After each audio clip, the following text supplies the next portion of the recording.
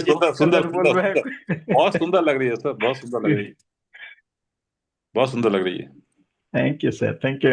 Adit sir has come. I mean, he's joining. Yeah, Good evening, Adit sir. he's already there. Yes. Adit sir, good evening. Thank you, sir. He's looking. He's searching people. Sir किस किस को ढूंढ रहे हैं?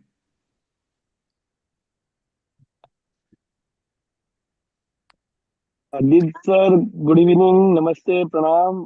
पहले तो unmute कर लीजिए।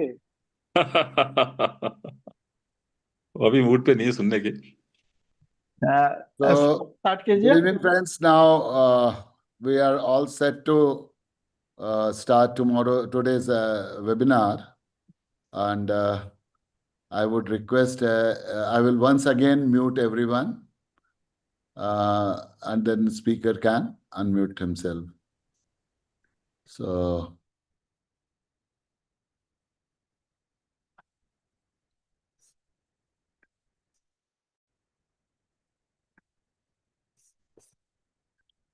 good evening, friends. Greetings from Chhayankan for this evening. We welcome our expert, Shri Ashok Kandimalla sir, who has kindly agreed and is presenting today on a very, very important subject, that's editing, post-processing using Lightroom. It's a vast subject, but he is covering very relevant. He is one of the known authorities on the subject. I also welcome other distinguished members who are present. Since I do not have the list, so I'm not taking the name individually, but Adit sir, I have come to know is there. Roni is here. Ronika Mehta sir is here. Then we have Trish Kapoor sir. Kola sir is also there. So I may be missing few names as I don't have the list in front of me. So we welcome all them personally on behalf of Chhayankan. I also welcome all the distinguished members of Chhayankar who have joined today, making it a great evening for all of us. That's a very good get-together. Already we have crossed the mark of 80 members joining this thing. The webinar is right now live on the YouTube also. It's getting live stream and it's being recorded also. To some of the new members who are attending for the first time this webinar, very briefly, Chhayankan was set up in 2019, and since then we have moved ahead. Our major activities have been workshops, webinars, online training, expert guidance, and we have 6 very, very important groups, WhatsApp groups, which are very, very specific purpose-oriented group that's contributing a lot to the promotion of creative photography and to the supporting the entire fraternity and community which is involved in this profession and passion both. So I personally welcome you all once again. I'll not take much time in the formality, and I would like maximum time be available to our guest speaker. Now I invite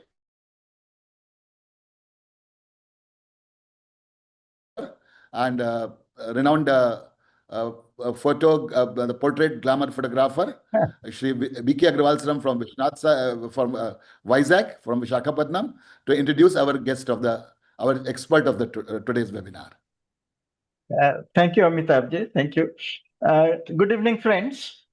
Our guest speaker today, Mr. Ashok Kandimalla. This is his second appearance on the platform of Chhayankan today. Few months back, he had given a presentation on ISO, very well appreciated presentation. Mr. Ashok Kandimalla is a seasoned photographer with over 30 years of experience in both film and digital photography. He is an electronics engineer from IIT Madras, and he combines technical expertise with his creative vision, offering deep insights into digital photographic technology. He is a passionate educator and a prolific writer, Mr. Ashok Kandimalla has authored over 260 articles and reviews in leading Indian and foreign magazines, photography magazines. Some of his articles have featured in US-based magazine that is Popular Photography. His long-running series, Basics of Photography, which is regularly published in an Indian photography magazine, Smart Photography, since 2009.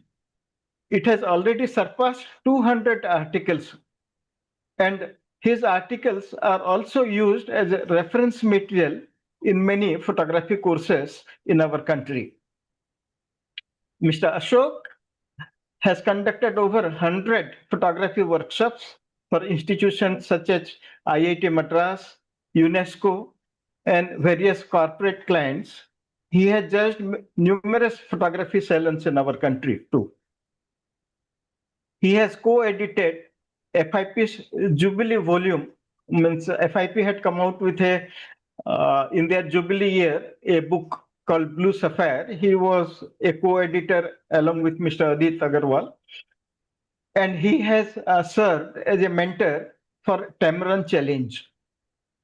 Mr. Ashok was president of Telangana Photographic Society, and he is currently a visiting faculty at Mindscreen Film Institute, which is based at Chennai. Mr. Ashok has held a solo exhibition titled Monday Morning Hues at Goeth Gentrum in Hyderabad. In recognition of his contribution to the field of photography, he was honored by Manfrotto of Italy. He was also awarded honorary membership by YPS Bangalore. And last but not the least, because he has requested us to be very brief, he said he has allotted us only 30 seconds for his introduction, in fact. So last but not the least, he was also featured on the Nikon, that is Japan's centenary website. And we are all proud to say that he is the only Indian so far to receive this recognition. With these few words, I hand over to Mr. Amitabh.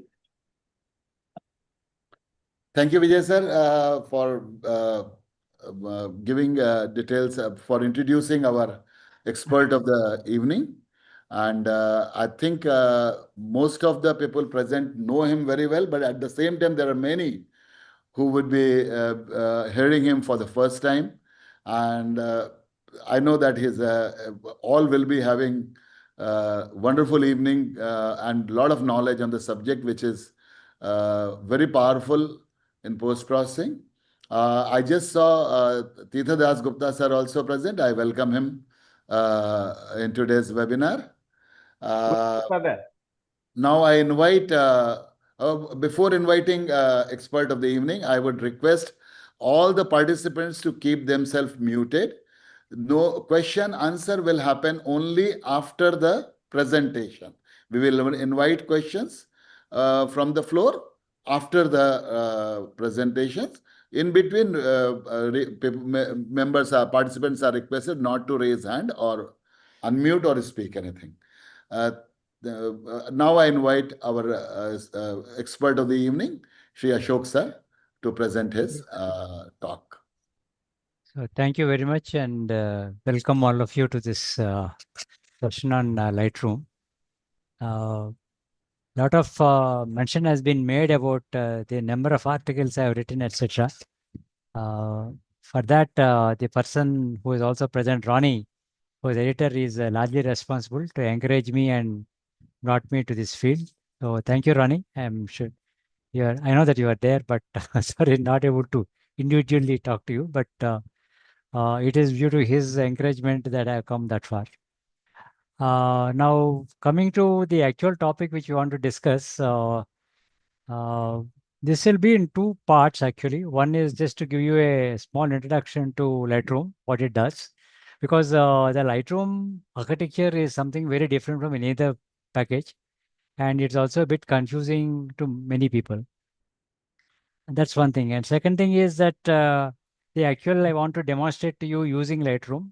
Naturally, with 1 hour or 1.5 hours, we can't really do much, but so I will try to show you some salient features and where it's useful, and some of it features which are not so well known or not so commonly available in other packages, what I want to emphasize, because like cropping and resizing and white balance is there in every package. I don't think we need to break our heads on that. So we'll go to more exotic things and somewhat things which are hidden here and there. So I'm a sort of a reverse psychology guy, if you allow me to say that. So this session won't make you an expert in Lightroom, just like one day's coaching won't make you a Virat Kohli. So just be aware of that, and please keep your questions for towards the end, and I'll try to clarify as much as I can. So let me start with this very small presentation.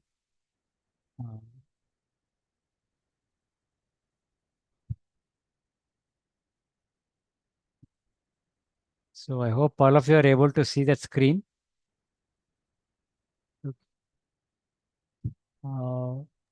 Yes, sir. Yeah. Okay. Let's go ahead then. See this is what I want to plan to talk today. This small contents which I want to show, that how this software originated, and then it was split into two separate software packages some years ago. And of course, though in India more people use Photoshop than Lightroom, what is the advantage of Lightroom versus Photoshop and vice versa?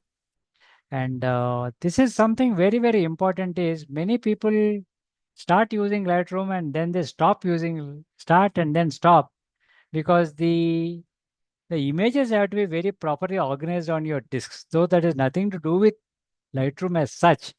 For it to properly operate and not lead to any frustrations for you later on, the folder structure is very important. So we'll briefly dwell on that also. And I want to show you some demonstration of the library module and also some of the develop modules, okay, and operation of these two, and then process few images and show you how these things work, because the new commands that have been added are really very, very helpful, and save you a lot of time, headache, and whatnot. Okay, so that's the briefly the contents which we are going to cover. Okay, so what is Lightroom? So Lightroom, I think many of you must have also used it involved in film photography.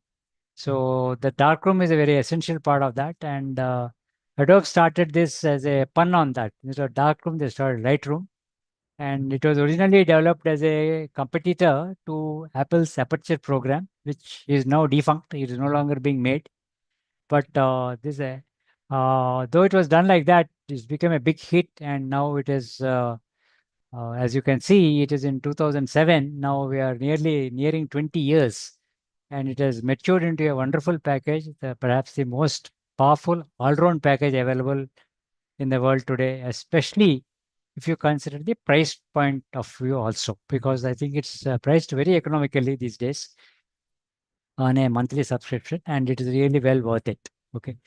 It was specifically if you take Photoshop, it was actually developed for graphic designers, whereas Lightroom was developed for photographers in particular. So it's much easier to use for us photographers compared to Photoshop.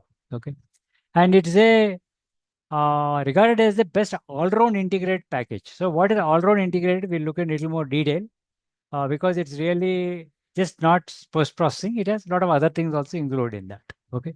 And I already told you it is very, very, I would not even call it economic. It is very aggressively priced. In fact, if, for what it gives, it is really very well worth the money. Okay. Now, Lightroom was, as I told you, was introduced in 2007. And unfortunately, at later date, Lightroom, rather Adobe, introduced another software package, and they called the new one as Lightroom. I don't know why they did it, and renamed the older Lightroom as Lightroom Classic. Okay, I don't know why they did that, but that's how it is. So the difference is that if you use the word Lightroom, just Lightroom, without saying Lightroom Classic, it belongs to the new generation software of Lightroom, which is based on cloud-based editing. So in that case, your images will all be stored on the cloud. It allows mobile editing, but as a package is much weaker than the Lightroom Classic, which includes just not post-processing alone, but also includes several other things as we'll be seeing. So please don't get confused between the two, because it's very commonly, there is a tendency to use the word Lightroom very broadly for both. Okay, so there is a tendency to do that, but we were going to concentrate in this particular class only on Lightroom Classic and not Lightroom, which is the more sophisticated of the two and also more professional for your usage as well as for the our photographers. Okay, so as I told you, the last point, rest of the discussion will only be on the Lightroom Classic, which is more advanced, has more features, tools, etc., etc. Okay. So let's look at Lightroom Classic, what it does. Okay. Though we very commonly use the word Lightroom Classic, just like we use the word MS Word or MS Excel or Photoshop, it is really not one software. It is, really speaking, 7 modules put together into one integrated package. And that's where the power comes, and that's where the confusion also comes. Okay. So what are these 7 modules? To start, there is something called as a library module, which is really a digital asset manager, DAM, the digital asset manager, which is the image manager. That is, it allows you to organize your images properly. And once that is done, it will be great for you to search for any image, pick up any image, etc., through this digital asset manager. Okay. Because if you look at most of us who are serious photographers, if we have been photographing from many years, our total image in our hard disk all put together, they may be running to tens of thousands of images, or maybe more than hundreds of thousands of images. And it is very difficult for anybody to pick up a particular image. And what library module or digital asset manager does is, it allows you to search through these images very quickly and locate the image you want, provided, this is very important, provided you have organized your hard disks and your folders properly. If that is not done, really this library module is not of much use. So we are also going to spend some little time on how exactly you need to lay out or keep your images on your hard disk. If that is not done, I can rest assure you that you are going to get into a lot of confusion very quickly when you're using library module. Okay. Now next is the develop module. So develop module is nothing but your actual processing module. Instead of using the word processing to use the same nomenclature as film, they use the word develop. Adobe started using the word develop. So that's your main post-processing package. It is very, very similar to the Adobe Camera Raw in Photoshop. Only difference is that the ACR operates independently as a plugin into Photoshop, whereas here it is a part of this entire 7 module package as a part of the Lightroom. That's classic. That's the difference between ACR and develop. Develop is a part of this entire super package you can call as Lightroom Classic, whereas that is an independent standalone package. Okay, next is geotagging. It's quite common that we go to a place, take a photograph, and after a few days, you want to know where you took that photograph. You will forget where you have taken. Whereas if you have properly geo-coded that image or geo-tagged that image, in that case, geotagging is nothing but giving you the coordinates, GPS coordinates to that particular image. Once you have done that, it will, if you click on that image, it will, map module will take you at which location it has been photographed anywhere in the world. Okay. Likewise, if you have been to one particular place and you want to see what photographs you have taken at that place, you simply go and click on that particular place in the anywhere in the world map, and it will show you the pictures you have taken at that particular place. Of course, for this to work, that means you got to geotag your images. Only then it is done. Now, in case you are getting a doubt where Adobe is getting all these world maps, they are nothing but your Google Maps licensed by Adobe and paid for by Adobe. So you need not pay for any of these maps. It's already been paid and it's included in your subscription. Okay. And of course, there is another one called bookmaking, which is unfortunately does not work very well in India because it's a direct connection to a publisher. But nevertheless, you can use this to make photo books very easily. And instead of directly sending it to the printer, you can make a PDF file of your book.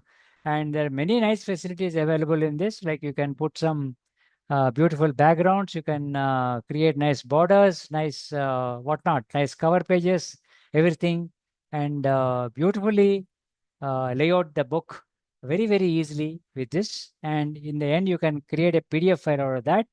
And that PDF, of course, you can send it to somebody who can publish it for you, or you can give it to any of the printers to print a book, and you can bind it and keep it on your shelves. Okay. Next is the slideshow. Slideshow is a very simple module. There's not much in it. What it does is that if you are taken, let's say you're gone on a trip to on a holiday, you come back with maybe 500 images, out of which you process some 40, 50 images or 100 images. And then you want to give a nice slideshow to your friends or your family. This module will help you to do that very nicely. You can add music, you can give several different vibes, different times between the slides, and it will show you one image after one image in a very professional slideshow. It's very interesting and useful and very easy to use also. Okay. Then you can also, it's useful for creating print layouts. The print layout means what? You take an image, you can add a border. There are many types of borders. You can add captions, and it will automatically resize the picture also to the particular print you are making. If you are making a 12 by 8, it will scale to that. If you are making 10 by 15, it will scale to that. Or if you are making a 4 by 6, it will scale to that, all automatically without your intervention. And you can give a variety of colors to the borders and captions you can give some description you want. All that can be done in the print module. Web module is for web publishing. Frankly, I have not used it, so let me skip it. For the time being, it is meant for web publishing. So, though we, once again, to back up a little bit, we simply call Lightroom or Lightroom Classic. We call it as Lightroom because we're a bit lazy to call the whole thing, all of us. And within that, really speaking, there are 7 more modules which are as shown over here. Okay. So what are this great thing Lightroom Classic do? What is so great about it? Okay, I already told you about some of these features. The image manager helps easily to archive and retrieve images. But once again, I want to warn you that it will do so properly and very effortlessly, provided your images have been very well organized on your disk. If you don't do that, you are going to get into a serious problem later on, or maybe sooner than later. Okay. Then the other thing is, though it is a package already with 7 modules, you can still go from this package to many other packages. Many other package means you can go to Photoshop, you can go to Nix software, or you can go to Luminaire or any other package. And then you can do your editing over there and then save the picture and come back to Lightroom, and it's all done very seamlessly as if it is a part of the same package. So that's another beautiful feature of this. Tethered shooting. Okay. I put a small asterisk. Not all cameras are supported. You got to go to their website and check if your camera is supported or not.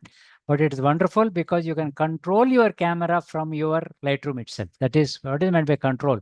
Control means you can focus, you can set aperture, you can set ISO, you can set shutter speed, everything from your computer. And you can also execute the shutter release from the computer.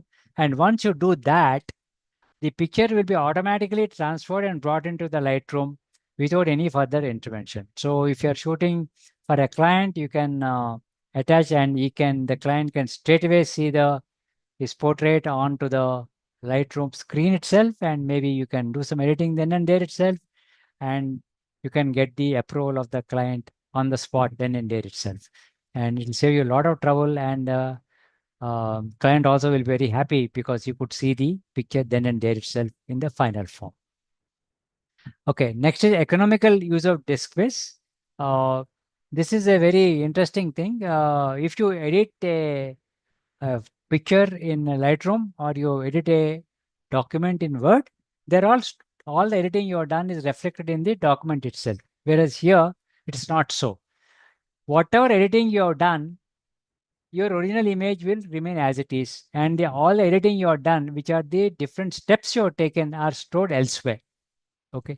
So even if you develop the your image in 5 different ways, okay, in Photoshop, you are forced to have 5 different copies, but here you need not have. You can have 5 virtual copies. I will show you what this means. And each can be developed in a different way, and there will be practically no increase in your disk storage consumption, because they're all virtual and only one is real. Okay. Then both global and localized, that is, you can alter the entire image. For example, you can set the white balance for the entire image, or you can brighten a face of a person locally. So both the type of editing is supported. Okay. Now, those of you who have used Photoshop, there's a very there is a feature in that called selection, and you can, if you want to make let us say a particular clothing, a person is wearing a red shirt, and you want to make the red shirt brighter or more saturated, you got to go and select that area. Whereas here, you need not do that. It can automatically select by color or tone. For example, you can adjust only the highlights or only the blue area. So this is another advantage with this thing, where it really relieves a lot of headache on your part, because there is no need for you to do any selection process. Okay. Presets are, once again, a shortcut. Those of you who use Photoshop, once again, you must have heard of things called actions. This is something similar to actions. Now, 8 is a very important feature that is generally not available in Lightroom, Photoshop, and other packages. If you are an event photographer, especially, and you have taken hundreds of pictures with a similar environment, similar lighting, etc., and if you want to do any correction of that several hundred images, all you need to do is to correct one image and then transfer that correction to all the other few hundred images. So that's what we call as a batch processing, where you can simultaneously edit a huge number of packages. I would not, because simultaneously you can do that, but that's a little cumbersome. You can perfectly edit one image. Maybe you can adjust the cropping, you can adjust the level, you can adjust the white balance, and maybe some tonal corrections you can make preliminary. And then you can transfer that editing you have done or the processing you have done on that particular image to several hundred images if you want to. So that saves enormous time. And that is why Lightroom is very, very popular with many event photographers. Okay. Then, of course, some of you who have used familiar with music, you give some star ratings, right? The song you like most, you give some 5 stars, 4 stars, like that. Like that, you can also give here. And you can also give color coding. You can give different colors to images, like red, green, blue, like that. We'll see what those things are. Geotype I've already mentioned to you. Okay. So you can attach all these things, plus keywords also you can attach. Okay. Then one of the beautiful things about the Lightroom is, though people simply say it's a raw converter, really speaking, it doesn't care what sort of an image or what is the file format you are using. It can do RAW, it can do JPEG, it can do TIFF, it can do PSD. Anything you ask, you can edit it very, very effortlessly with the same type of workflow as you would do with any other file. Okay. Only thing is, when you're using a JPEG file, obviously your ability to edit will reduce. Or when I mean ability, a raw file can tolerate much more intensive editing compared to a JPEG, because of the bigger files and the more data stored in it. other than that, the workflow for a RAW or a JPEG or a TIFF or a PST is exactly the same. Okay. Then if you have seen any package like Photoshop or once again like a MS Word or MS Excel, there's always a save command where you need to go and save it. Here there is no save command at all. So what is happening? So anytime you execute a particular action, it is automatically saved without your user intervention at all. So there is nothing like I forgot to edit and close it the file, etc. That's automatically taken care of. Non-destructive editing, that is your original images are never, look at 12 and 13 together, okay? Your images files are never altered. That's it, period. You take your file, you do what all editing you want, your original file remains as the original file. It is never touched at all. It is like that. So that's why we call the whole operation completely non-destructive. That is, nothing happens to the original image. And not only that, at a later date, if you want to go and reverse the editing what you've done, you could do that at any time, even after several years or whatever it is. Okay. So that's the advantage of non-destructive editing. And finally, uh, you have edited everything. Now I am telling that your original file is never altered. So what has happened to all your editing? It's all kept somewhere. And now all your editing has to be merged or combined with the original file to create the edited file you created. That process is called export. So what all editing you have done is now amalgamated with the original file, and a new file is generated. And that new file, once again, can be in JPEG or TIFF or PST or many other formats like that. Okay. So this in brief is what Lightroom can do. As I told you, it's really a wonderful, versatile package. It can do a lot of things. So everybody will say, why not we start processing? It's so nice and so easy to do. But here where the first problem occurs, and here is where Lightroom is also very different from others. So let's look at that. Okay, here you are. I think we've already looked at those 7 modules. You can see there's the 7 modules over there. And then at the bottom, we have your image library. So what is this image library? Image library is really nothing. Whether you use Lightroom or you don't use Lightroom, you have an image library. Okay, so what is image library? Very simple. It is your sum total of all the images you have. Okay, now whether you use Lightroom or not, that's immaterial or irrelevant because you already have an image library. I'm sure each one of you is here as an image library. Maybe you don't call it with that name, but you have an image library. Okay, so this image library has to interact with your Lightroom modules, which are given out there in the magenta color. And but let me say, but they cannot interact directly. In between, there is this wonderful green square, which is called the Lightroom catalog. Okay. Now, I would go and say that this Lightroom catalog is really the backbone of the entire system. All this are bound together with this Lightroom catalog. So that is why I say it's very, very important. And we'll see why it is so important. And before we go there, I want you to look at import. Okay, so this image library has to be imported into the Lightroom catalog. Okay, so what is that Lightroom? What is that import? We'll see just now. Okay. Okay, here you are. Okay, fine. So what is this import and what? Okay, let's recap a little bit. As I already told you, image library, or sometimes people just call library. This is just a sum total of all your images. It is there always, whether you are using Lightroom or not using Lightroom. Even today, all of you have it. Okay. Now, what is now? This is where is something unique about this Lightroom, and all of you must have in your college days or school days gone to a college or school library. So when you go to your college or school library, you don't jump into the big hall or halls where all these books are stored, but you first go into a small room or a cabinet where you have all these different cards put together, and each card, what it contain? It contains all the information regarding the different books in the library. For example, it could have the name of the author, the title of the book, when it was published, etc., etc. Plus, it would also will tell you where you can find that particular book if you go and search over it. It might say that it's in a certain rack or a room or something like that. Now, if you want a particular book, you go there, you search where it is, and then you go to the image library and pick up your actual library and pick up the book you want. Now, Lightroom catalog just does that job, is exactly that. So what is it? It is just a database file, and it is accessed a number of times. So it should be preferably on a internal solid state drive. That is for fast access.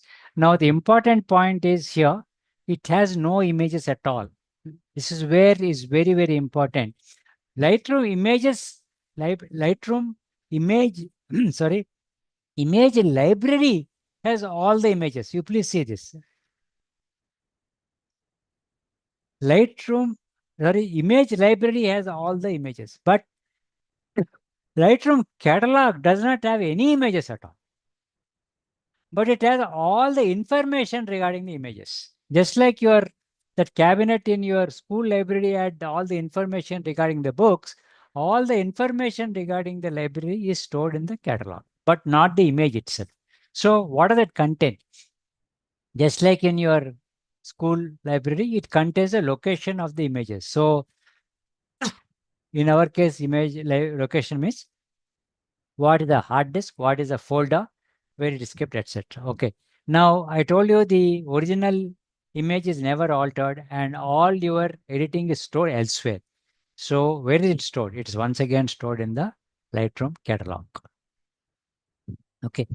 Next is, what about all there's a lot of metadata involved in it, right? What is metadata? It's all data about data.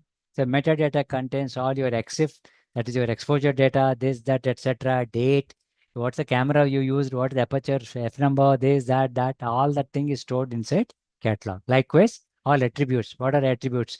Like geotags, I already told you about flags, ratings, color labels, all those things are contained in the catalog. So now you can understand how important it is catalog. The most important is point B. All the editing instructions of all the editing images will be in the catalog. Now you please look at this sentence a little more in detail.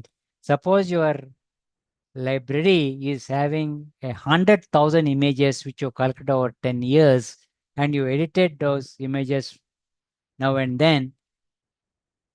All the editing information of that 100,000 images you have done over the last decade or whatever time, everything is there in the catalog.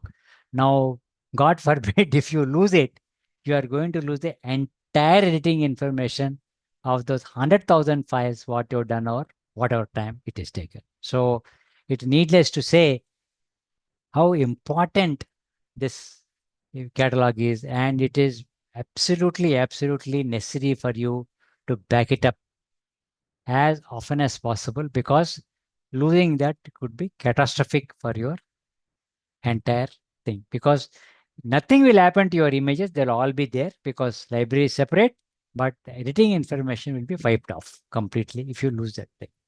Okay. Okay. Now coming to image library, that is pretty simple. It contains all your, all your images.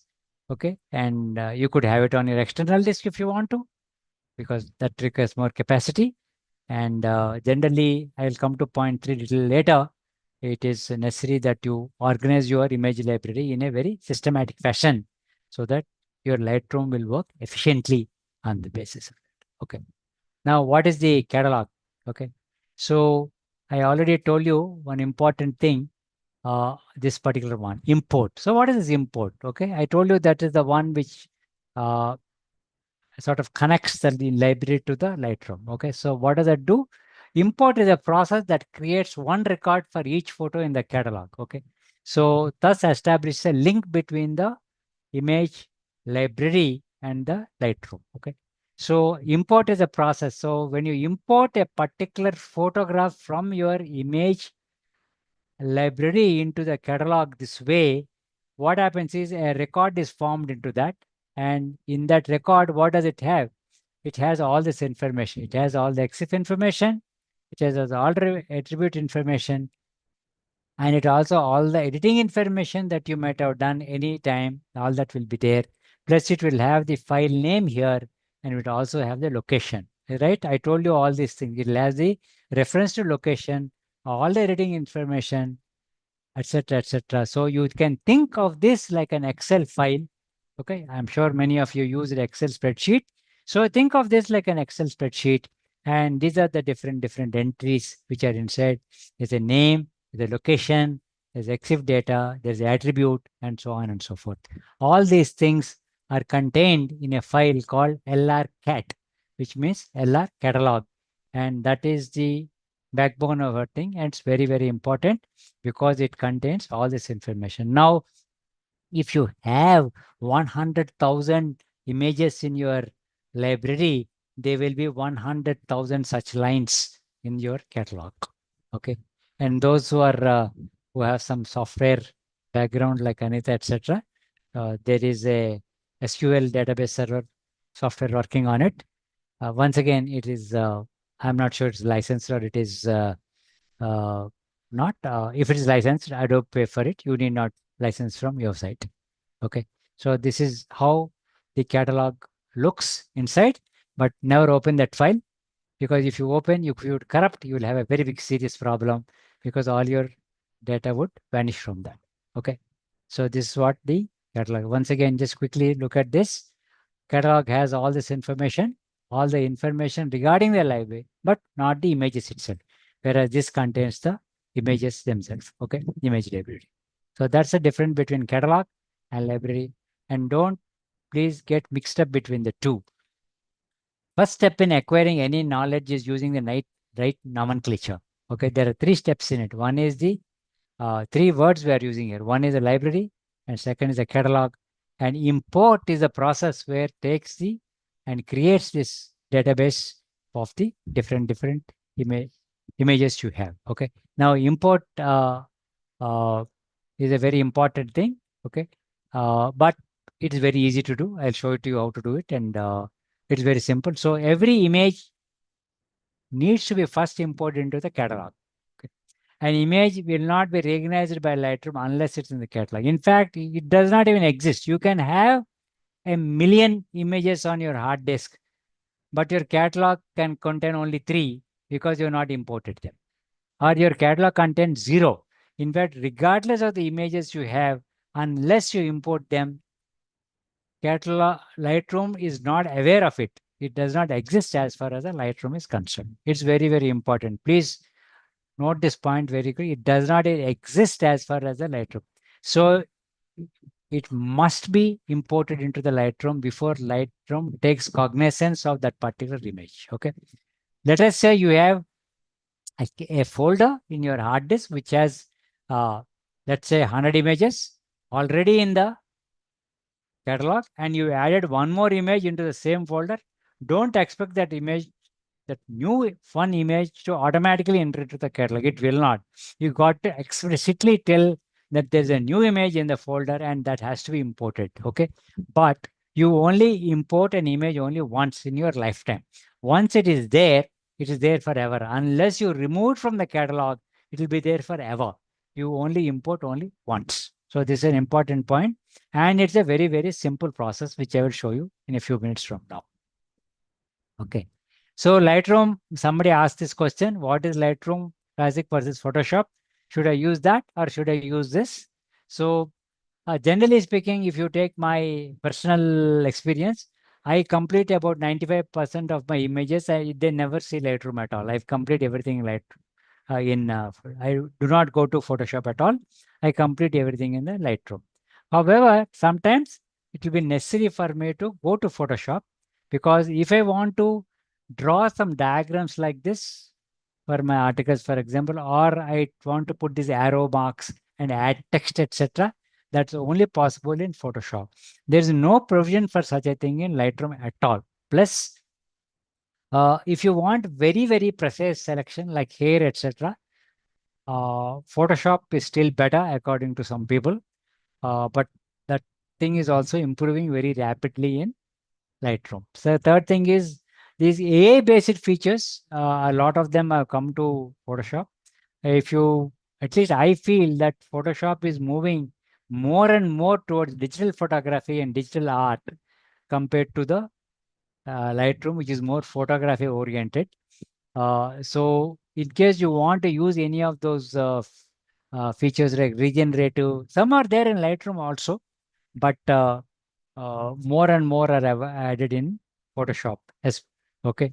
In fact, if you recently read their announcements, it is very clear that they are going to concentrate more and more on AI-based tools in Photoshop.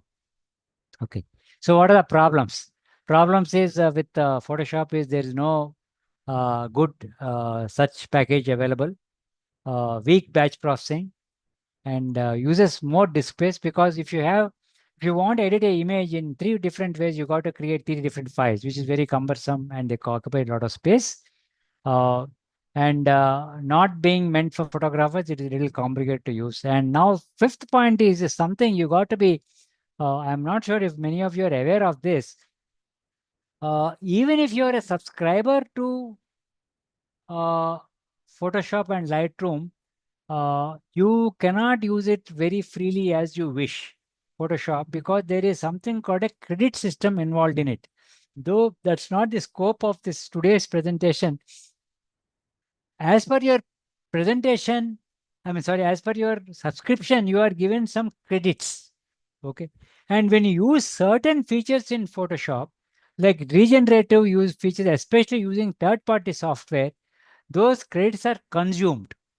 Okay. Suppose you go and do a regenerative fill, or you do a regenerative crop, certain amount of credits are used up in Lightroom, Photoshop. Right now, anything you use currently, Lightroom is not using any regen credits.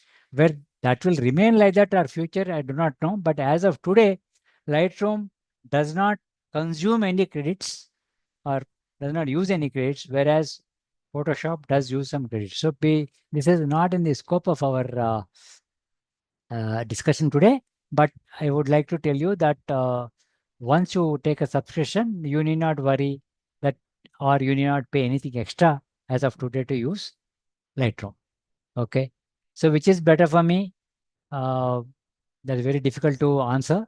Each has its use, but as I'm telling you, I complete most of my work, around 95% of work or 95% images are already done in Lightroom for me. In any case, I think there is no perpetual license available. It's on a subscription basis. To the best of my knowledge, both these things are given together for about 350 rupees or 400 rupees per month. So you get both of them, unless there is some recent change in the licensing policy. So if you want to put everything in a small, what should I call, summary, I can say that Lightroom is for developing and Photoshop is for editing and manipulation. That's how it is. Okay. So, okay, let me uh, emphasize this very much.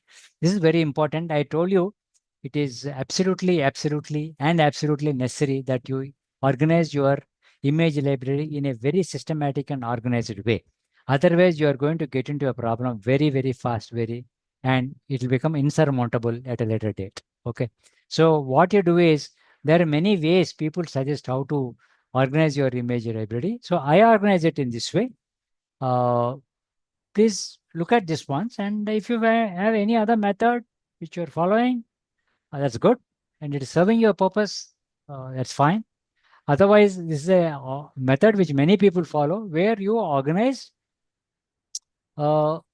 your image library chronologically. Chronological means year-wise. So this is what I do.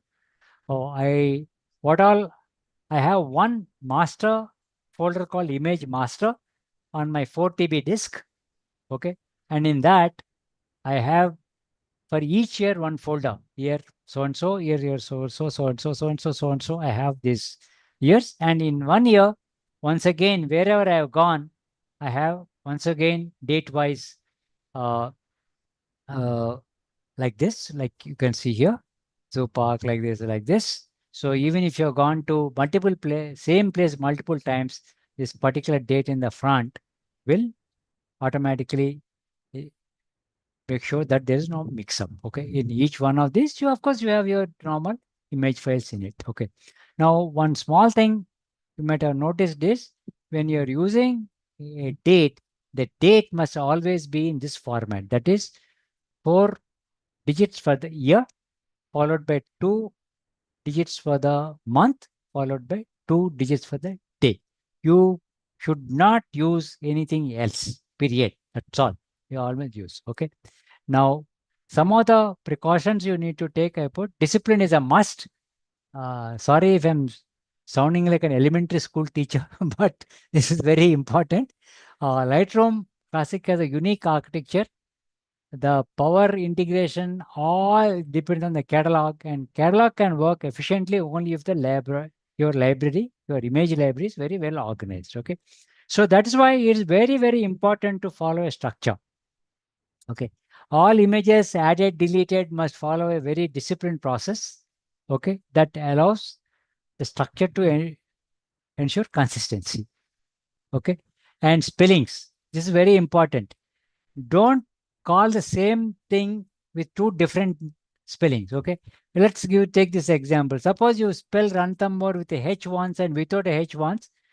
For you, it may be the same. After all, we are humans and we have some intelligence, but computer is not same. Now, tomorrow, if you say, please search all the images in Ranthambore, and if one folder seems to be having a TAM rather than THAM, this will not be shown, and only in this it will be shown. Then you will have a problem. You will say, what has happened? I have 2 folders in Ranthambore. Why the damn thing is showing only one? There's something wrong with Lightroom. No, nothing is wrong with Lightroom. It's just our discipline is a little lax in this case, and you are having a problem. Okay, this is very, very important. You have to be very consistent, and likewise, you have to have exactly the same format. You cannot have 2018 year. No. Once you follow this format, it has to be followed only this format. There's no other way for you, or it should not be any other way. Likewise, here, this is date, and this every folder should have the same nomenclature, so same format. First date followed by the location, and so on and so forth. You can use something else, but consistency is important. Once you follow a method, you have to follow the method, and no deviation from that is allowed. If you deviate, you are going to get into a problem very soon, because this is a problem I very often find with my friends, including our society. I have done so many times these classes in our society.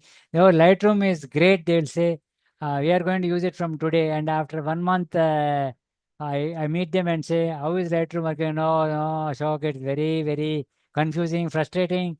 I gave it up. That's what they say. Okay. Why this is happening?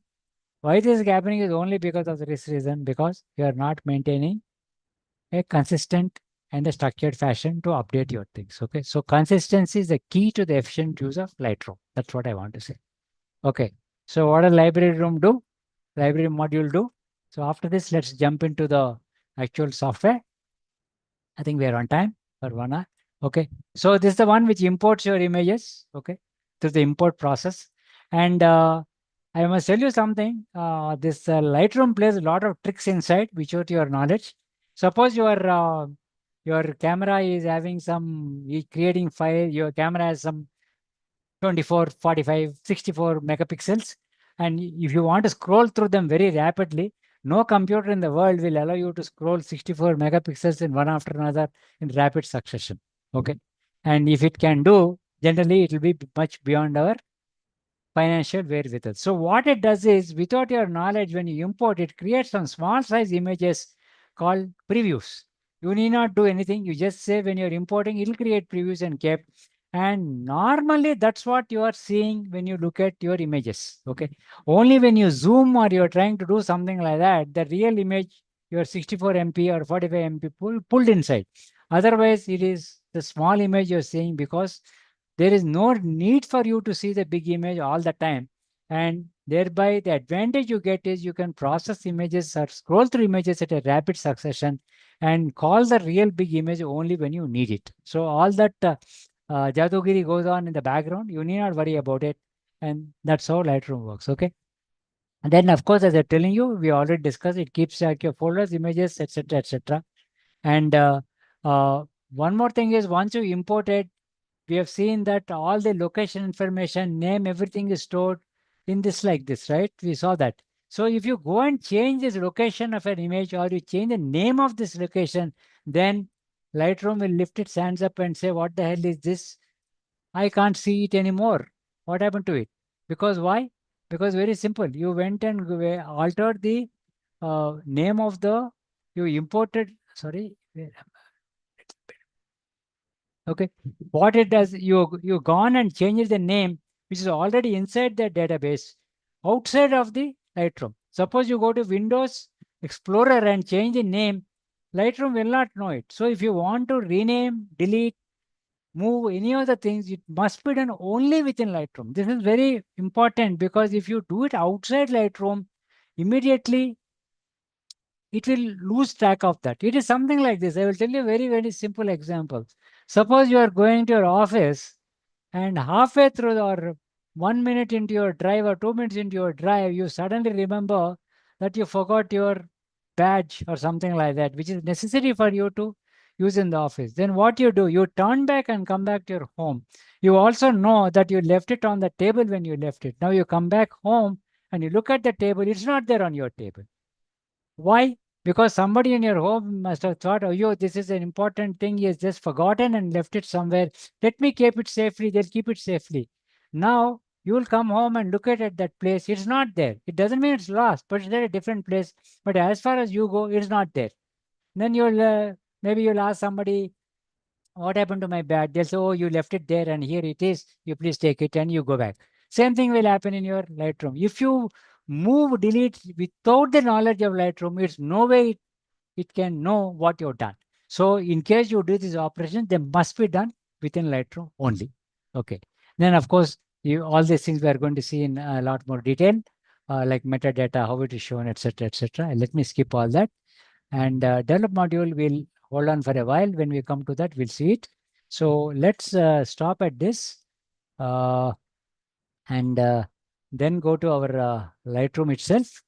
So this is our Lightroom screen, which you can see. And if you look at our Lightroom screen, it is right now blank. Nothing is there. And to start off, what I'm going to do is I'm going to import some images into this, and then we can start. We are not seeing the screen. Sorry to interrupt, sir. Yeah, sorry. I think I'll never learn this in my life. Okay. Now we'll share that. Okay, how about now? We're able to see it, please? Are you able to see the Lightroom screen now? Yes, sir. Yeah, Yes, fine. Yes, sir. Yes, sir. Yes. Yeah, thank you. Yes. Sorry about that. Okay. So this is the Lightroom screen, and right now you're not seeing any images because I have not imported images. So first I'm going to show you how to import images, which is a very simple process. So I have kept the images which I want to show you in this particular folder. What I need to do is very simple. I select all the images what I have, okay, and drag and drop into this area. That's all. Okay, that's it. Okay, now it's say add it to your library. Fine. Then I'll say import. Now, while I'm importing, there is something very important. You see this, please. See this, please. Do not import suspected duplicates. Okay. So this is something very important. Generally, Lightroom, you should not have two entries in the database for the same file. It can lead to terrible amount of confusion. So this is a very important thing you should set. Don't import suspected duplicates. Okay. In case if you set this, then you are safe. And if by any chance you are encountering or by mistake trying to import an image that's already there, it will prevent you from importing it. Okay. So that's the reason for that. And now we say import. So all these things which we talked about are now getting imported. That's all. Import, its import is already done. That's all it's required. Simple as that. Now we have insert this. So all the images which we want are inside now. And here we are. Okay. So now our some population has occurred. So let us quickly look at what this is. Now Lightroom has what are called as panels. So there's a left panel, there's a right panel, and there is some of you, if you're old timers like me, you would have photographed using film, and we used to call this a film strip. Put all the film like this on a light box and look at it. So some guy in Adobe thought it's a neat trick to put these things together. So he has made this small strip-like thing. So this is how it looks on it. And there is on the left side, there is a navigator. I'll show you how the navigator works. Then you have the folders. You can see the various folders. Now here also one important thing, your computer may be having any number of folders, but it doesn't show all of them. It shows only those folders which should contain at least one image in the catalog. Only if there is an image in the catalog, that folder will be shown. Otherwise, it will not be shown. Okay. So that's where you are. So here we have this thing. So what we can do right now is that we go to the right panel, and right panel we have a metadata. For example, let's take one file. Let's take that file. Now you can see that there. So you can see all this information, which folder it is, which camera it is. You can give a caption here if you want to, when it was taken, what was the number of pixels, okay, what lens was used, what was the focal length used, what was the f number. All this information is stored over inside this. Okay? Complete information, whatever you have, is stored into that. So this is a very handy thing. Let's look at one more. For example, this. If you set a copyright, you can set the copyright will appear here. Date, camera, what is the focal length you used, what is the lens used, all that information is stored over this. Okay. So this is the thing, and if you are seen here, I have given what you call as some color codes, like green code and yellow code, violet, etc. The idea of this is like this. If you're trying to sort out your images after you come back from a shoot, these color codes are very, very useful for you to sort out the images. For example, this is what I do. So after I go and come back from a shoot, I'll quickly scroll through the images, and whichever images I feel are not worth keeping, I give them a red code, red thing. Okay, red means it look like this. Okay, like that. Okay. Now I gather all these red things, and I later put into one more folder. Sort them out on red. Okay. For example, I have these two. I have given red, and I can go to the sorter field and say attribute red. Then it will only show me the things which are having red label on that. So I can gather all the pictures which I thought are not worth having, which have been given the red label. I collect all of them and put them into one folder. And at a later date, when I feel they are no longer required, I simply delete them off. Okay. So I use red for that. And then I make a selection of some images which I feel are worth post-processing. Those I give yellow. And in the second pass, when I choose some images that are really post-processed, that I give them green. And then those which I want to share with my friends or I want to put on social media, I give them blue. And if I really feel the image is good, that I should print it at a later date, I give violet. Okay, so you have violet, you have yellow, you have red, you have green, and I'll also show you blue. Blue will look like this. Okay, so like this you can give, like this you can give 1, 2, 3, 4, 5 color codes, which are very, very handy if you want to sort at a later date. Okay, so this is what we call as the color coding in the system. Okay, and it is very useful for you to sort the images. Okay, not only that, you can sort in a million ways. I am sorry, I just impossible to take you through all those things. You can give a file name and you can ask it to search on that.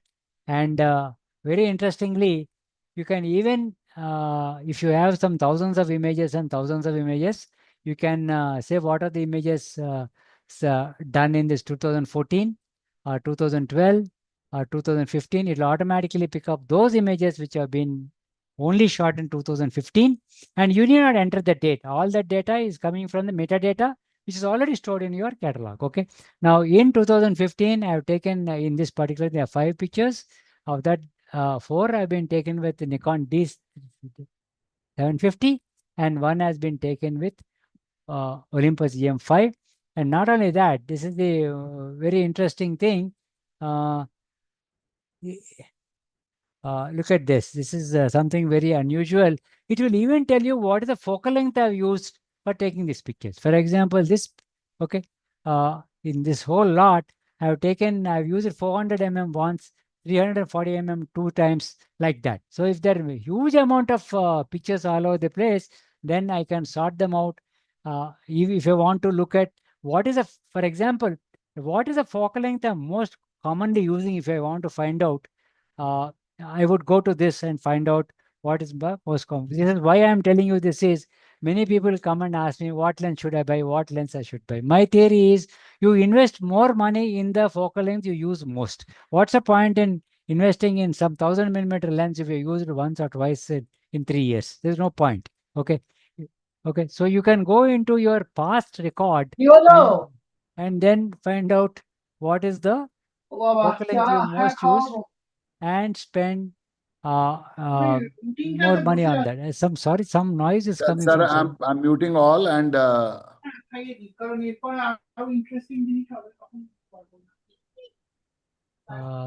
Where sir, you can unmute yourself. Sir, you can unmute yourself.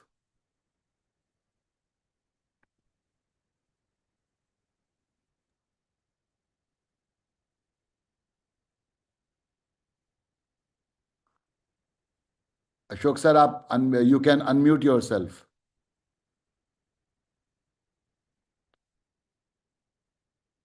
Sir, you have to unmute. We are not getting your voice.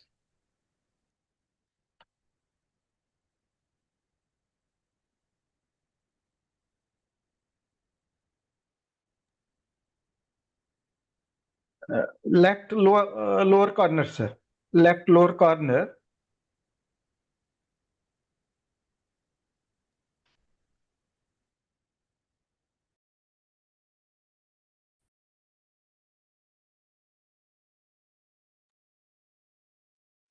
Sir एक बार सबको unmute कर दीजिए।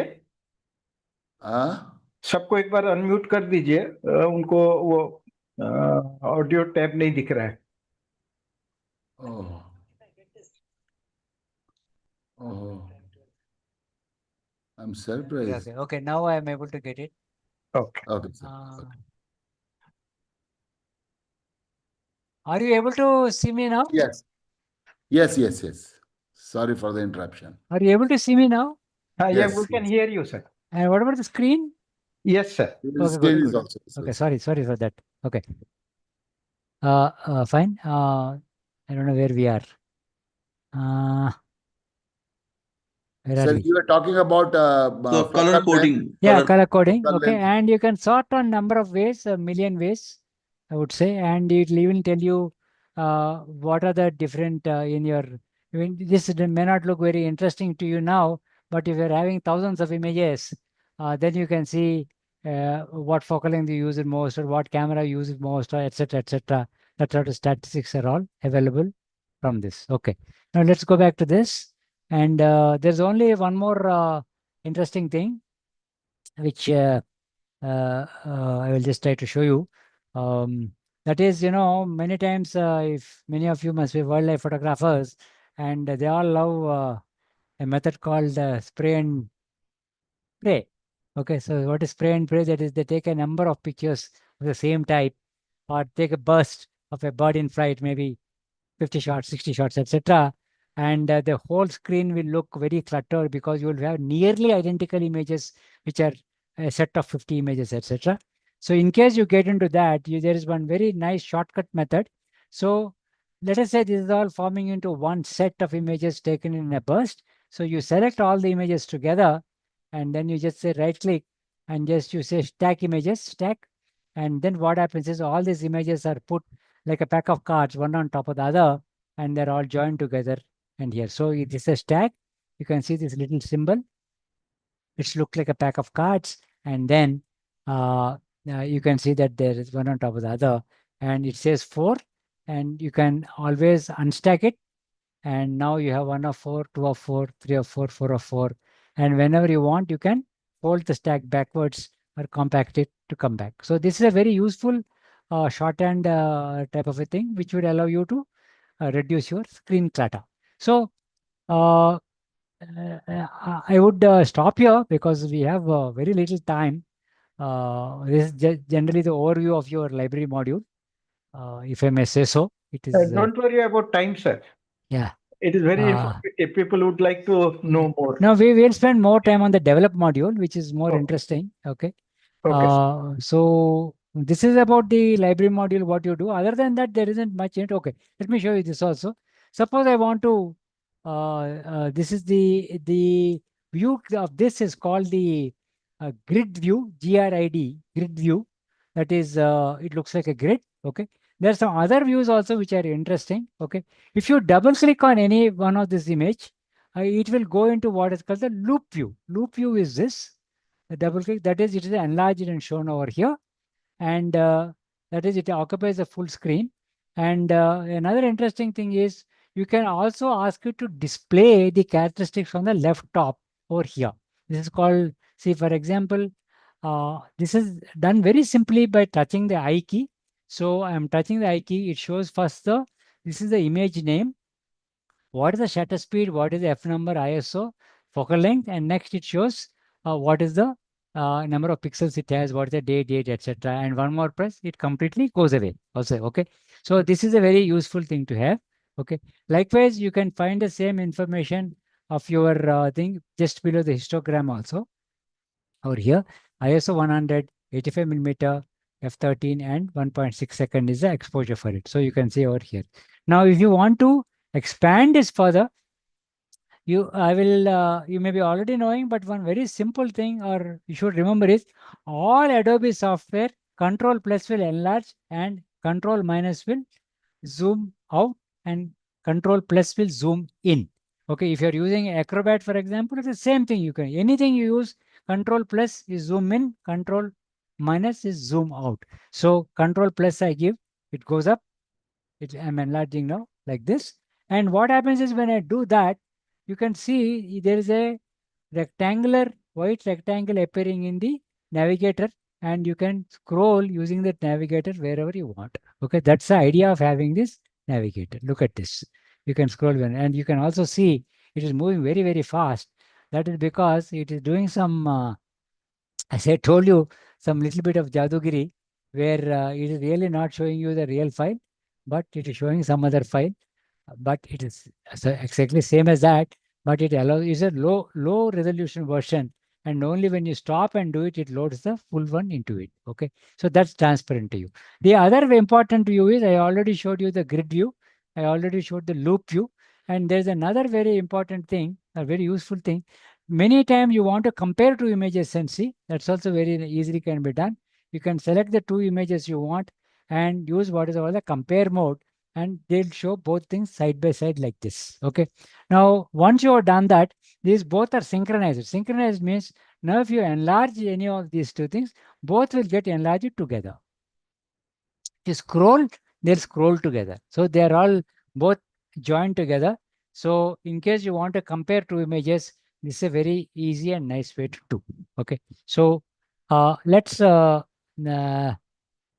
close this library module for now, and let's go into develop module where we can actually develop a few images and see how it looks. Okay, so if you want to go to develop module, it's a very simple thing. You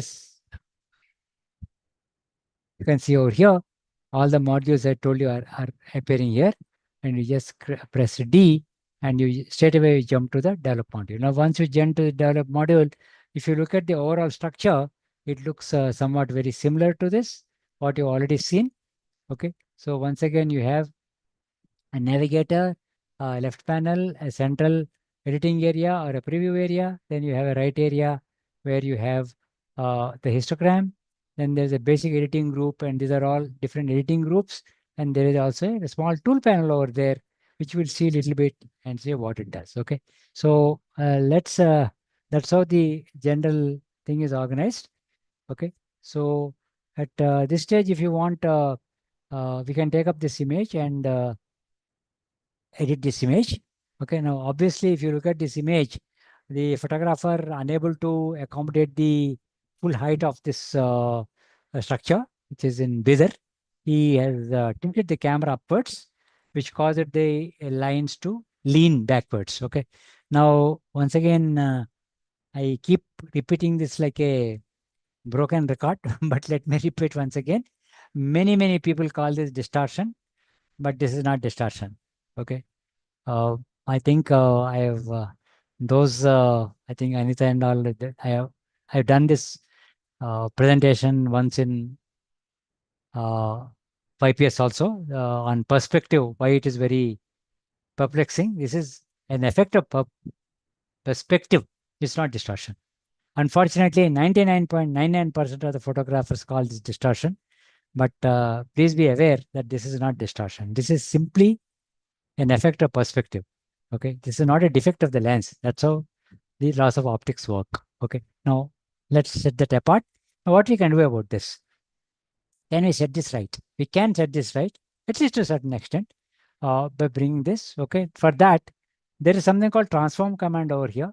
You can go to transform command, and there are some canned packages available here. Like there's something called upright, which will allow you to correct it automatically. There is some level characters, and there is a vertical leaning characters, etc., etc. Several options are available. You can generally try with the auto first, and these are all one-click solutions. They have worked fairly efficiently, and if they don't, there is a manual method also. We'll see that. Okay, so all you have to do is just click on auto and see whether it works or not. Okay, so that's it. It has done. And if you're not very happy with it, now it has done something. When it does something like this, obviously, it is readjusting the image. And you can see when it's readjusted, it is lost some images, part of the images. So you can ask it to constrain the crop, then it will constrain the crop.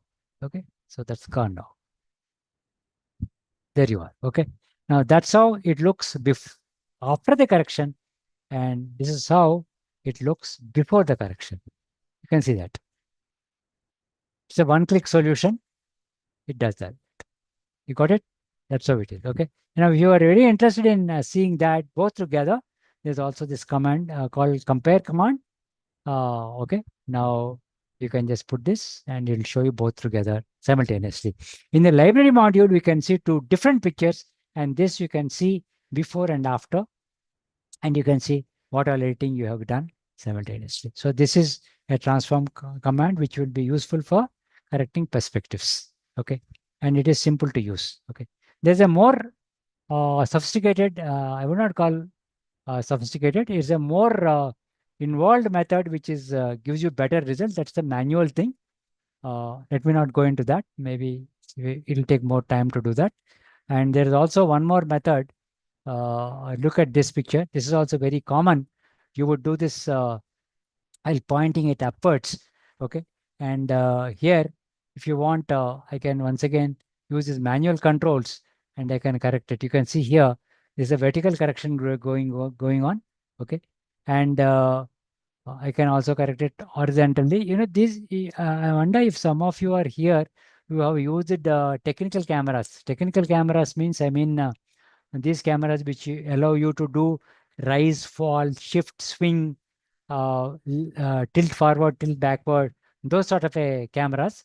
If you use it, those sort of all these movements of those technical cameras can be simulated using these controls. This is equivalent to going up and down. This is your shift operation, similar to that.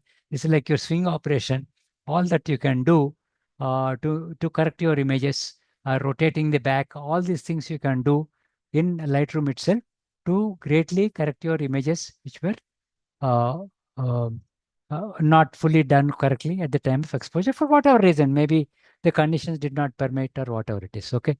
Now, the other thing is, while we are playing around with this thing up and down, if you look at the left panel here, there is a panel called history.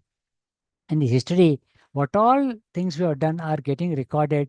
And as you take the cursor up and down at each step, what you have done will be shown in the preview area. Okay. Now this is the history panel here. And at each stage, you go one after another. At each stage, what you have done will be shown in the preview area as well as this one. Okay. The other neat thing is there is also a small triangle over here. This is called the highlight clipping. If you have been editing an image or if you have gone into any overexposed area, if you click on this, the overexposed areas are shown with bright red. For example, this is the area that has gone. This is actually a sky which is opened and that's overexposed. And it is indicating that it's overexposed. You look at that's a blown out sky.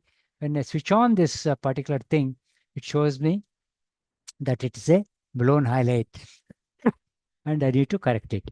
Okay.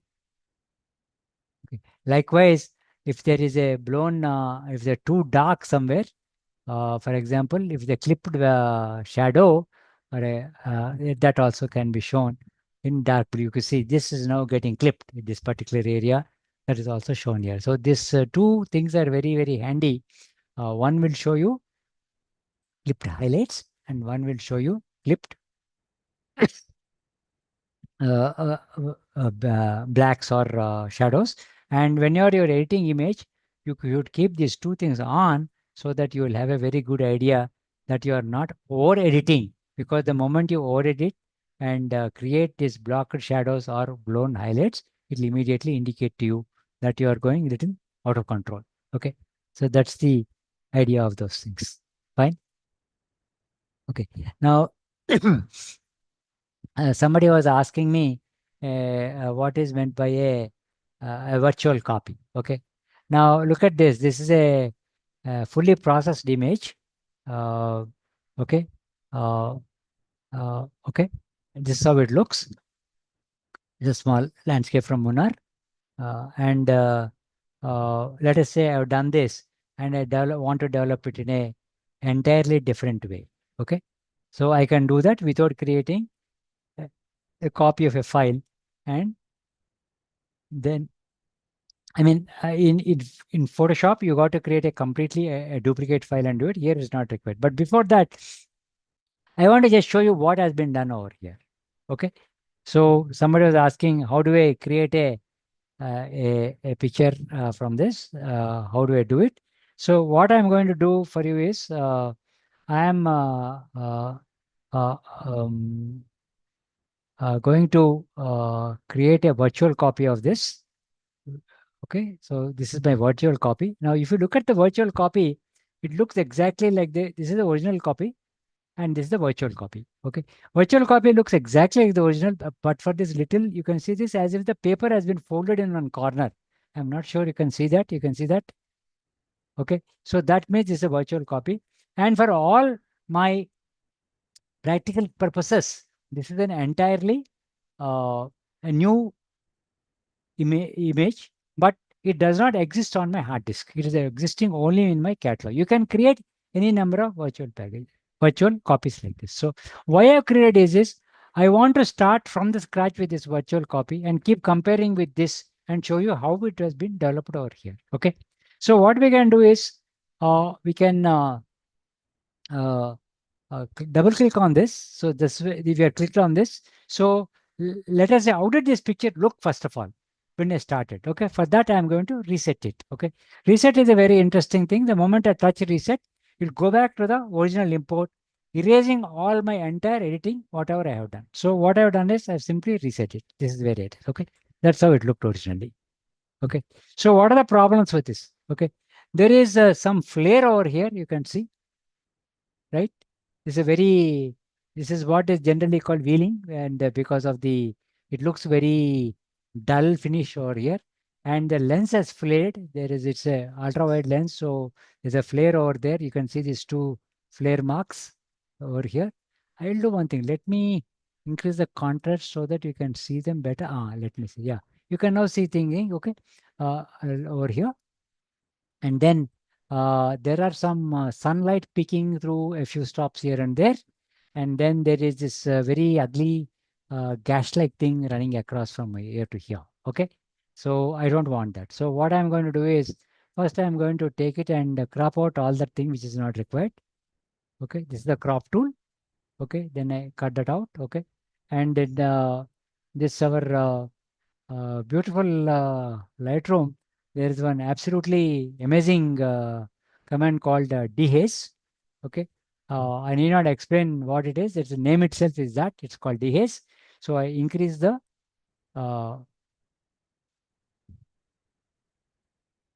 dehaze, so you can see how you see how the haze is and how the haze is getting cut out.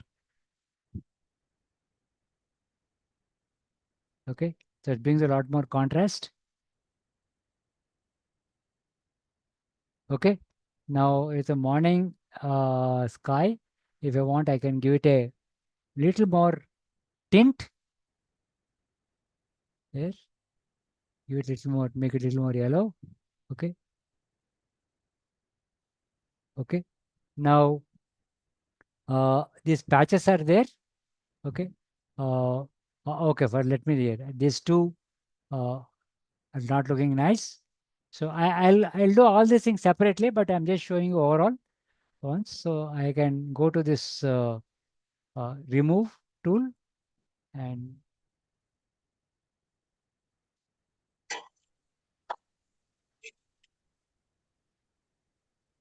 okay. So I'll ask it to remove. So it will remove that and merge it with the background perfectly.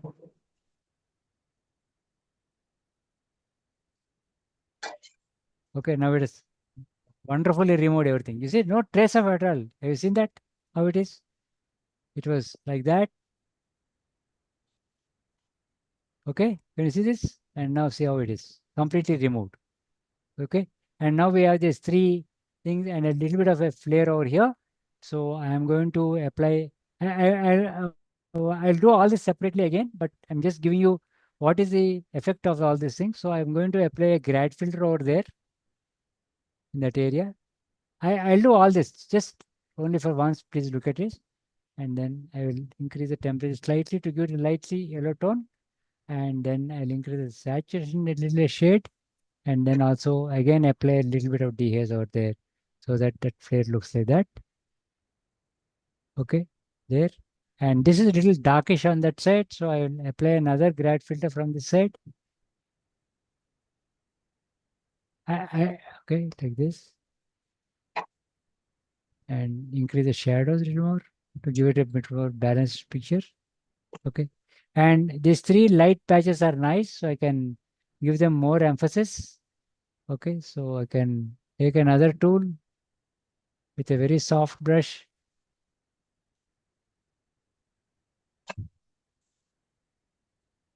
Okay, those are the bright patches you've seen. So I can increase the exposure by a little bit, maybe 0.25 stops. Okay. And then once again, give it a little more yellow tint. Okay, that's about it. Okay. And this is also not required. You can go to remove tool.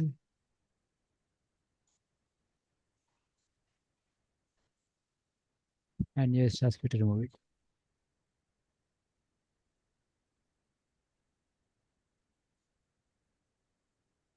Okay. If you want to now control the overall brightness, you can control it. Little more brightness onto and little more contrast. Or whatever you wish to. Okay. I'm just trying to show you that it doesn't take much time to control it. So, okay. So I had more patience when doing this. So this is how it looked when I did it. So, but what I wanted to illustrate to you is the different things that are available to you to do it to get a good landscape picture. So if you want, yes, I wanted to illustrate to you how you use different commands in this and get picture like that. Okay, so this is how you do it. Okay. So now if you look at here, these are all the very many basic tools available, and these are not like what you call it very photographer friendly, like highlights, shadows, whites, blacks, etc. Once again, warming and tinting and all is over here. Texture, if you want to increase the texture, you can use texture, clarity. Vibrance and saturation are both controls of color. Vibrance is a more sophisticated form of saturation. It first it pushes unsaturated colors more and then higher than the saturated. That is when it applies saturation, it applies in a differential way. Less saturated colors are given a bigger boost, and the already saturated colors are given lesser boost. Whereas saturation boosts everything uniformly. So anyway, so this is how you do it to take a file and edit it in whichever way you wish to. Okay, so whenever this particular thing, the advantage of these tools is you can control only highlights or only shadows, only whites and blacks means they are extreme to the left and right. I presume you all know about histograms. So this is on the left side, that is on the right side. And you can even see these little bands, and each band is operated by each of these sliders over here. Okay. Then dehaze I already told you. Texture and clarity, these are also contrast controls, but little more intense compared to the thing. But which clarity is a bit, it gives you very strong effect. And the texture simply increases the texture. The thumb rule is you use texture for human skins, etc.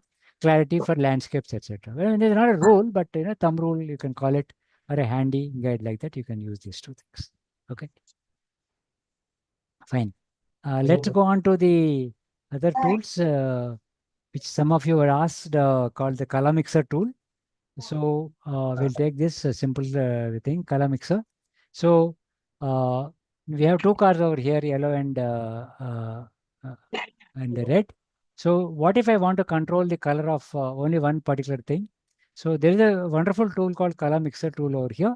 So I just take this, and this is a color sampling tool.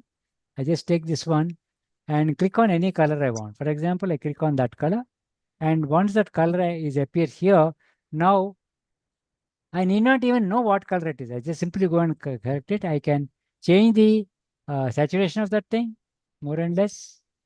Okay. Or I can change the luminosity, that is make it brighter and darker.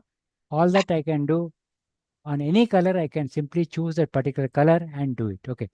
Now I want to show you something interesting here. Then just there's a yellow over here. While I am adjusting the saturation, if you look at that yellow part, this seats and this one, nothing is changing there. Can you see it? The yellow part is not changing at all because I have not selected the yellow color at all. So, and it is completely automatic. It only controls that particular color only. Suppose I want to do yellow, then I go and click on this yellow, and then I can control the yellow separately. And when I do that, it will not control the red part at all. That is completely independent of that one. So with this, it's a very, very essential, very, very handy thing. Suppose you are having I will tell you where it is very useful and also where it's troublesome. Where it's troublesome is if there is a blue sky and then there is also a person wearing a blue shirt. And if you want to increase the saturation of the sky, this guy's blue shirt also will start getting more saturated. That's a problem. And that is only really eliminated through one wonderful tool called masking, which I'll show you. But before masking, there is, I already gave you a brief glimpse of this. But this removal tool has become increasingly sophisticated. And right now it is really, really sophisticated. So let's see how it works. Okay.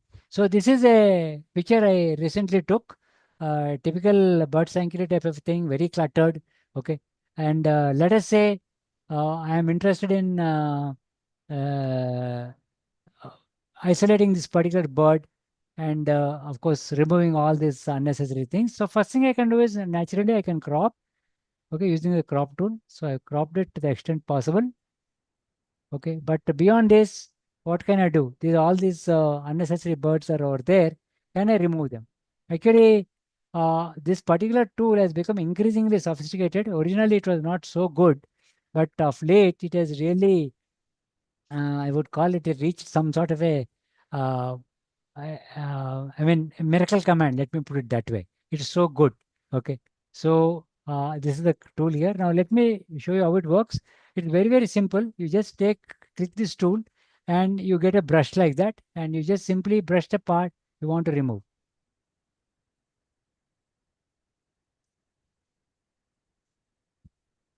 Okay. Okay. So it has found that area automatically, and we don't want this fill also. So let's paint that fill also. Okay, now we are ready to remove them. These birds will come to a little later. So now we say remove. You see this what it does.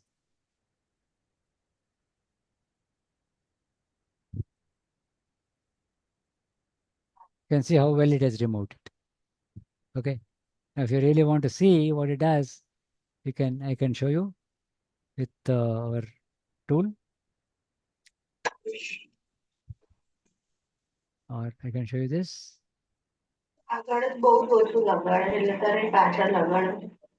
Okay, you can look how well it has removed this part. Okay. Now I can do the same thing to this.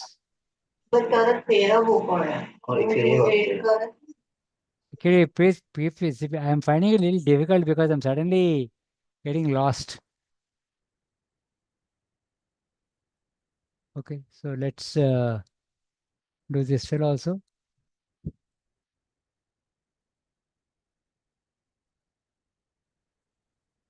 You can see that there the area is very, very large swaths. Still, it interprets what is should have been behind it, and it fills it up.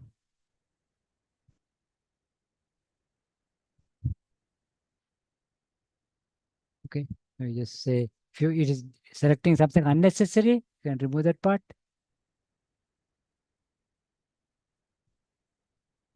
Say remove.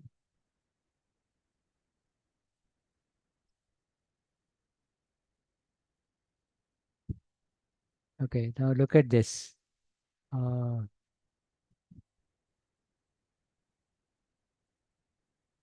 at that. Okay, now where did it get this thing from? You see this? It just computes using AI and puts it there. Okay. At least I think it's quite amazing the way it has removed it. So this is one remove tool. And then there is another remove tool, which is very specifically meant for people. This is even more fantastic. I'll show you a couple of examples of this. So go to same remove, go to distractions.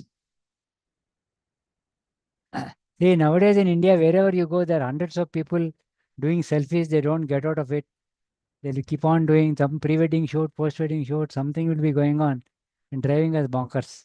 Okay, so now there are reflections, people, dust. Dust is also a wonderful thing. You must have faced it when you're using mirrorless camera, this dust. Now with this new Lightroom, you just go and say remove dust. It'll automatically find out and remove dust. I'm not showing you that today, but I'll show you people. So these are all people. You need not do anything. You just say, go there and say, the moment you say people, it will detect people. You can see here, it detected people. And then you say remove.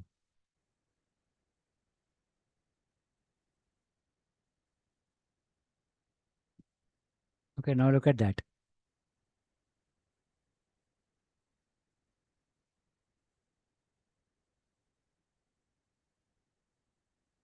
Okay. Can you make out how it is removed? Okay, even okay. And this is quite impressive. I'll show you one more thing that's even more impressive. So you can look at that, how it has detected people. Now look at this.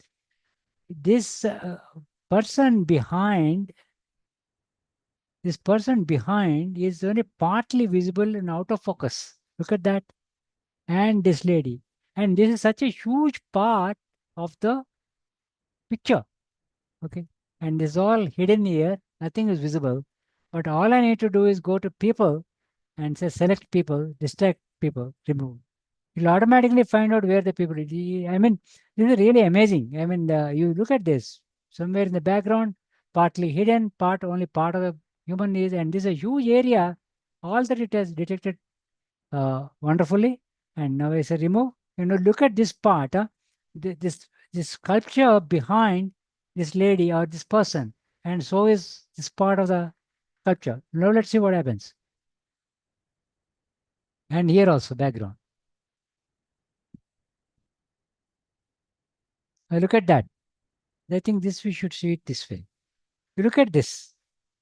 Where did it get all this from? Look at this. And look at this part. It has simply extended this stone right up to there. And here, just found out something to the right of it and extended it. Likewise, you see this part, what it did. It just simply, it found this part, and completed the part out.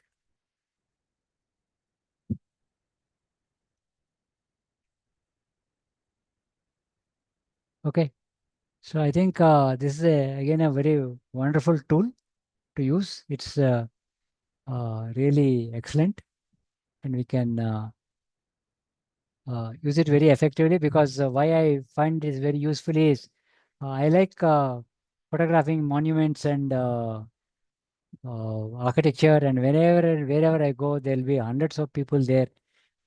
Okay, maybe tons of people. They don't move. They keep on standing, taking selfies, and I now with this tool, I am able to go ahead and take 2-3 shots and then take one of them and use the remove tool and remove it out there. Okay, so I think it's extremely handy. It's a very useful thing to have. Okay, then we also have another tool. There you are. This is also a very interesting tool. Also part of the removal tool, and it's called reflection removal. So it automatically went to people. People said no people were found here. That's very good. Then you go to reflections. It'll find apply. It'll try to find the reflections.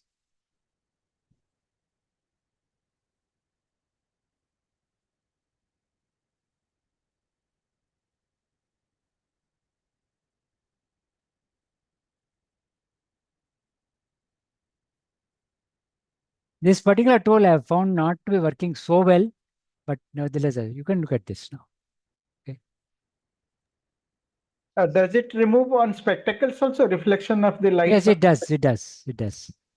It does. But it is not working very well. They tell, in fact, they are telling to also saying that it's a pre-release. Yeah, there you are. Provide feedback. Okay, if it's not working, they are telling you to give some feedback to improve it. But right now, you can apply It is this much thing. better. You've done a good job. Yeah, you've done a good job. You can vary this effect also. You look at here. This is how it was originally. You look at this. My camera and all are my tripod. This curtain, everything is visible. And when I apply fully, it did a decent job. They were there, right? So anyway, these are all there, and they're going to improve. In fact, they claimed that the last 2 releases, they made an enormous amount of advances in this. Maybe they did, and now it is much better, no doubt. So it'll improve further and further. There is no question about it. Okay. Now, let's go to the other one.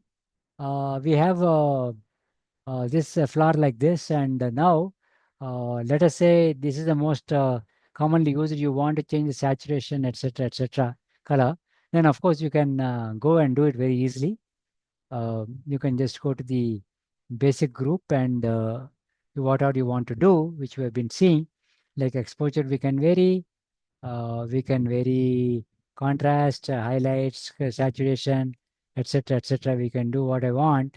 But what is happening here is whatever I'm doing here, it is getting applicable. The whole picture is getting affected, not one part of it. I don't want that. I want only one part to be get affected. In that case, I can select one part and do that part alone. Okay.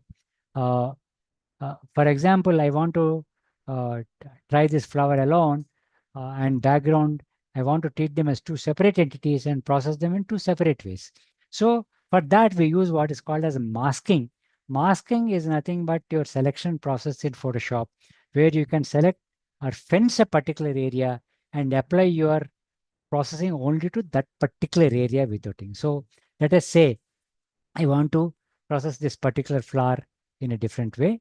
So I just go to masking tool, and there are many types of masks available.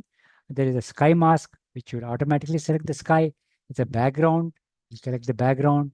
There's a brush where you can brush the area, a linear gradient, radial gradient, and so on and so forth. Then people selection. I'll do some of these things, not all are possible. But let us say I want to select this particular object. I go to object selection. I choose this and I make a square. So that's a square. And I say find my object inside that. Okay.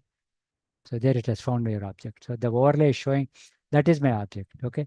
Now I can do anything I wish here, and it will not affect anything else outside. I can do like this, or like I do whatever I do, my control is just over this particular area. Now, if I want to control the background, I'll say invert the mask and duplicate it. Now, this is selected all the other area. And let's say I want to give some selective coloring, which is of course not required, but I can just make the whole thing into black and white over there. Okay. So if you can, this way, you can control each part separately. Okay. That is one type of a object tool mask which can apply. What are other type of masks? Okay, let's look at some other type. This is another very interesting mask. And if you're a landscape photographer, I'm pretty sure you will encounter a situation like this, and you want to control each part separately, or at least the sky part. So what you do, you want to reduce the intensity of the sky. If I'm sure you must be using the graduated neutral density filter.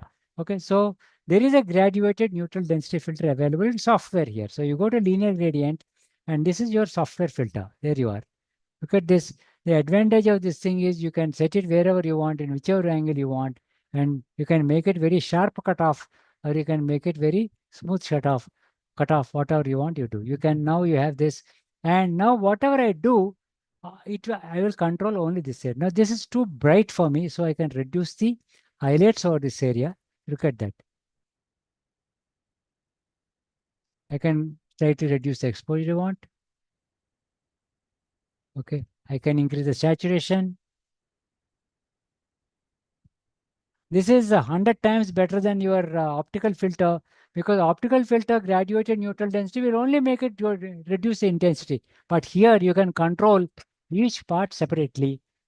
I mean, the same area you can give saturation, you can give exposure, you can, if you want to give a little bit of texture to the clouds, you can give that, you can give it texture, okay? Or if you want to bring more punch to the color, you can give it using DH.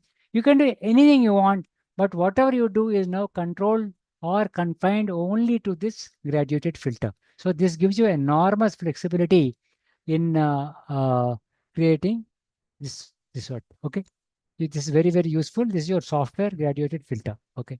So let's leave that there. There is also another very useful thing for our landscape photographers. So what I'm going to do, I'm going to leave that as it is, but I'm going to create a virtual copy and I'm going to reset it so that I go back to the original. And now what I'm going to do is I am going to go here and say landscape. Now, what is a landscape? It doesn't select landscape. There's nothing to select a landscape, but it selects features inside a landscape. So what are the features it has found? Let's see that. Let's say select landscape. Now let's see what it does. So it's detecting landscape features.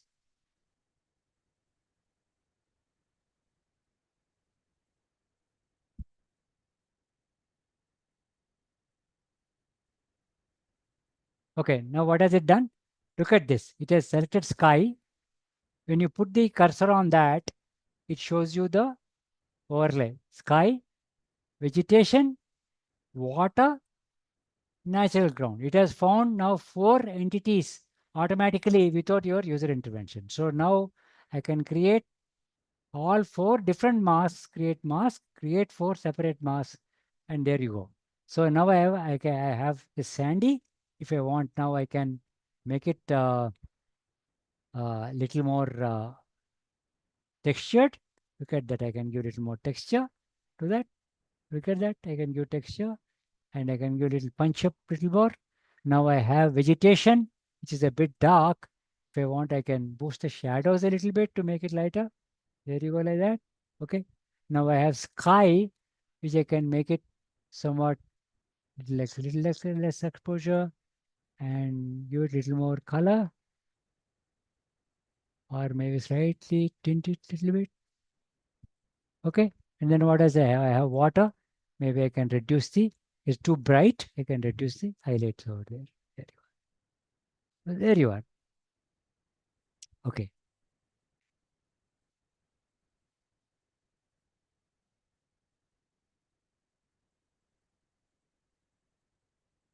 There you are. Okay. So you can very, very easily you can create a landscape, improve a landscape within minutes by going to landscape selection and choosing what you want. Let me do one more thing for you. So this is a seascape. So let's see what it does, a seascape. So once again, I say landscape. So what did it do here?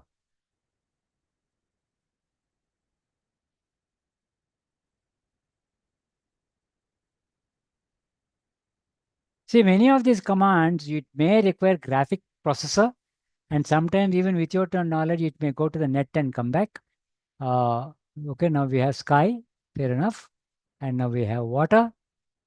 And now natural ground, which are these boulders. And create mass. Okay. So how do I process this? I take natural ground, add a little texture to that, because it looks okay. Texture. And they're looking too darkish for me. If I can open up shadows a little bit. Okay. And sky, I can make it a little darker. Highlight, tone down the highlights. Okay. And water.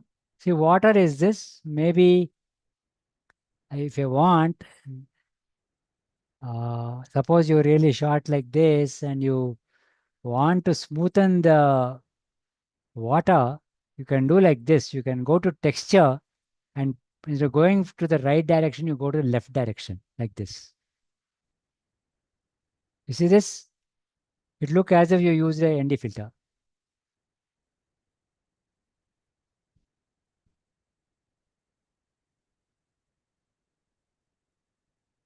Okay. That's it. And if you don't like this picture, you go to basic group. You want to make a monochrome of it, go to profiles. And now you are getting what are called as the adaptive profiles. Okay. Which are very good. Just go to monochrome, select it. Now this is your starting point. From this point onwards, if you want to edit, you can edit further also. Okay. So it's very, very easy to use the landscape mask and then identify the different elements inside it and then process each element separately to get the effect you want. The same thing you can do to a Profile portrait. is like preset, sir? Sorry, profile? Is like preset? No, it is better than a preset. Preset, what happens is, I'll show you a preset also. Let me take a virtual copy and I'll completely reset it. Okay, now this is the original we started. I can go to a, let me go to a monochrome preset. Yeah, black and white landscape I've gone. Okay, this is what it done. Okay.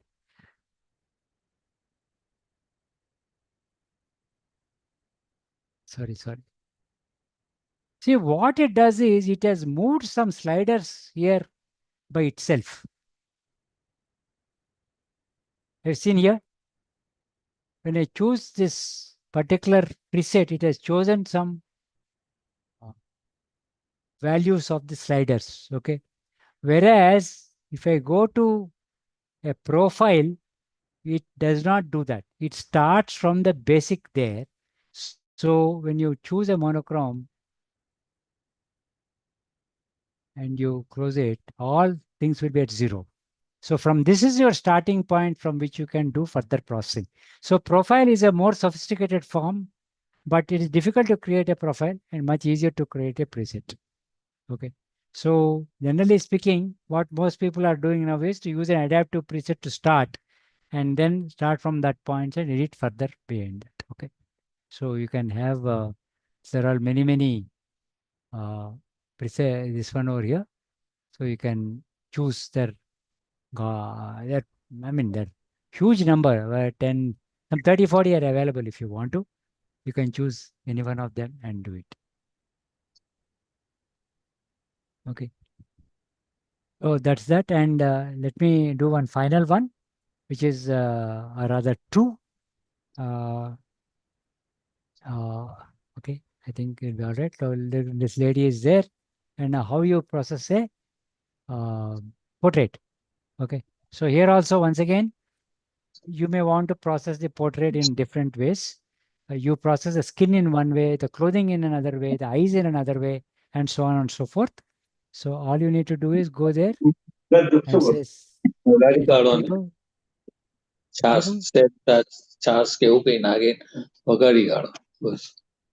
Okay. So look at the elements it has chosen. Facial skin, body skin, eyebrows. Sclera is basically the white part of it. You look at that, where it is found. Iris and pupil, lips. Now, the most interesting thing I think is a little bit of teeth visible. I'm not sure whether it is found in that. See that? One little bit of a tooth was visible. It has even caught that. Okay. Hair and clothes. Okay. Now, sometimes it may not have done properly. This is also clothing. Then what you can do is, okay, let me first create all these different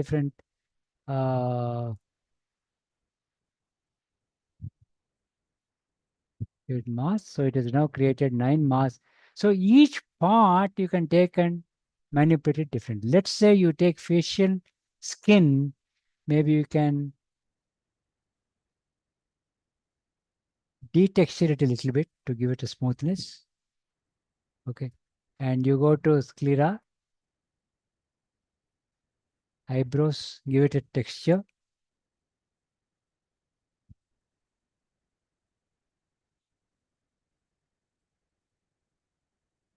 Sclera, whiten it a little bit or increase the highlights. And so on and so forth. Or clothing, give it a little more texture if you wish to, or a little more color.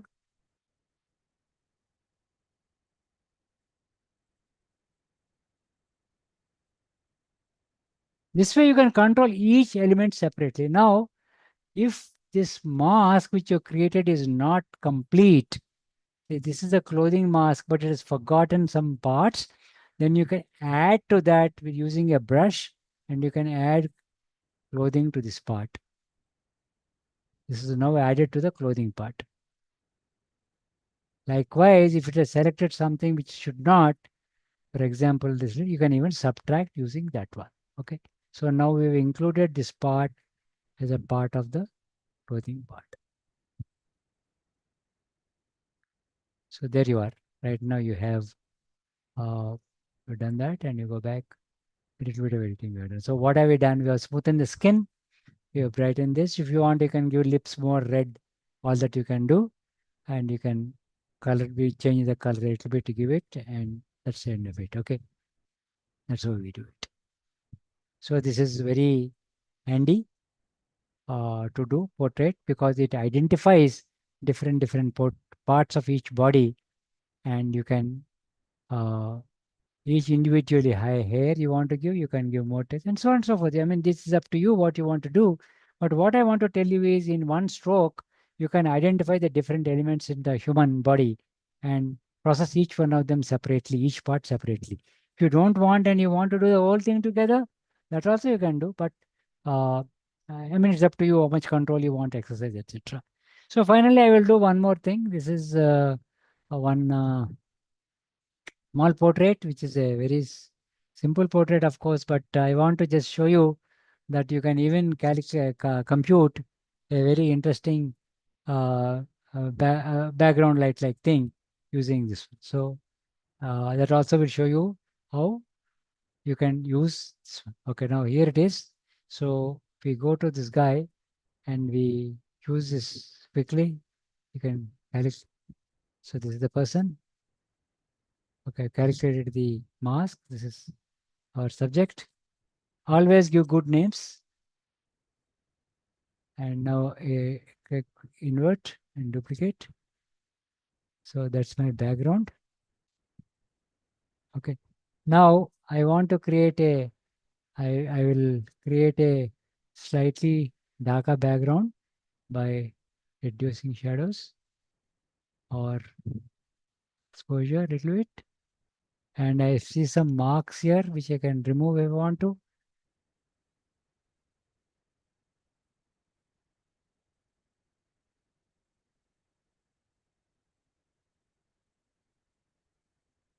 Some small, I think there's some dust on the lens or something. So that's done.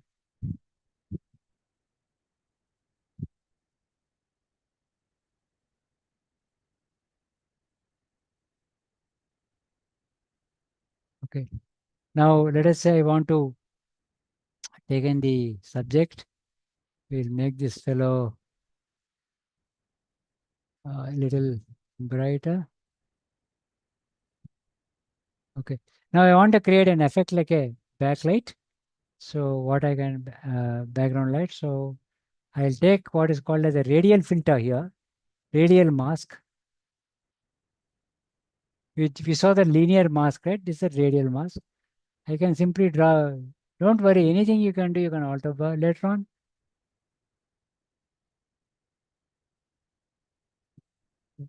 And this particular area, I'll brighten it up. Okay. Now what has happened? What has happened is we don't want this guy's face also to get very bright. Okay. So now what I'll do is from this, I'll subtract this guy.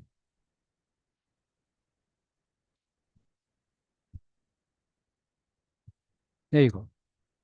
Okay. Now if you feel you should brighten this guy up more, you can brighten him up more. You want to change the position, change the position. You want to extend this further. This. Now, whatever you do, his face is not getting affected because we have already subtracted the face, and you can see the overlay that it is only covering the background, but it is not covering his face. So in the whole, we created a small light like a background light. So once again, we started here and we landed here. Okay, so I think that's what I wanted to show you today. It is very difficult to do everything in few minutes. You are okay. I'll show you one more thing. Thing that is which is also not very popularly. Not many people use it, but it's also very interesting thing. This is the last one I want to show you. This is a tool that has been introduced subsequently, and this is called the lens blur tool.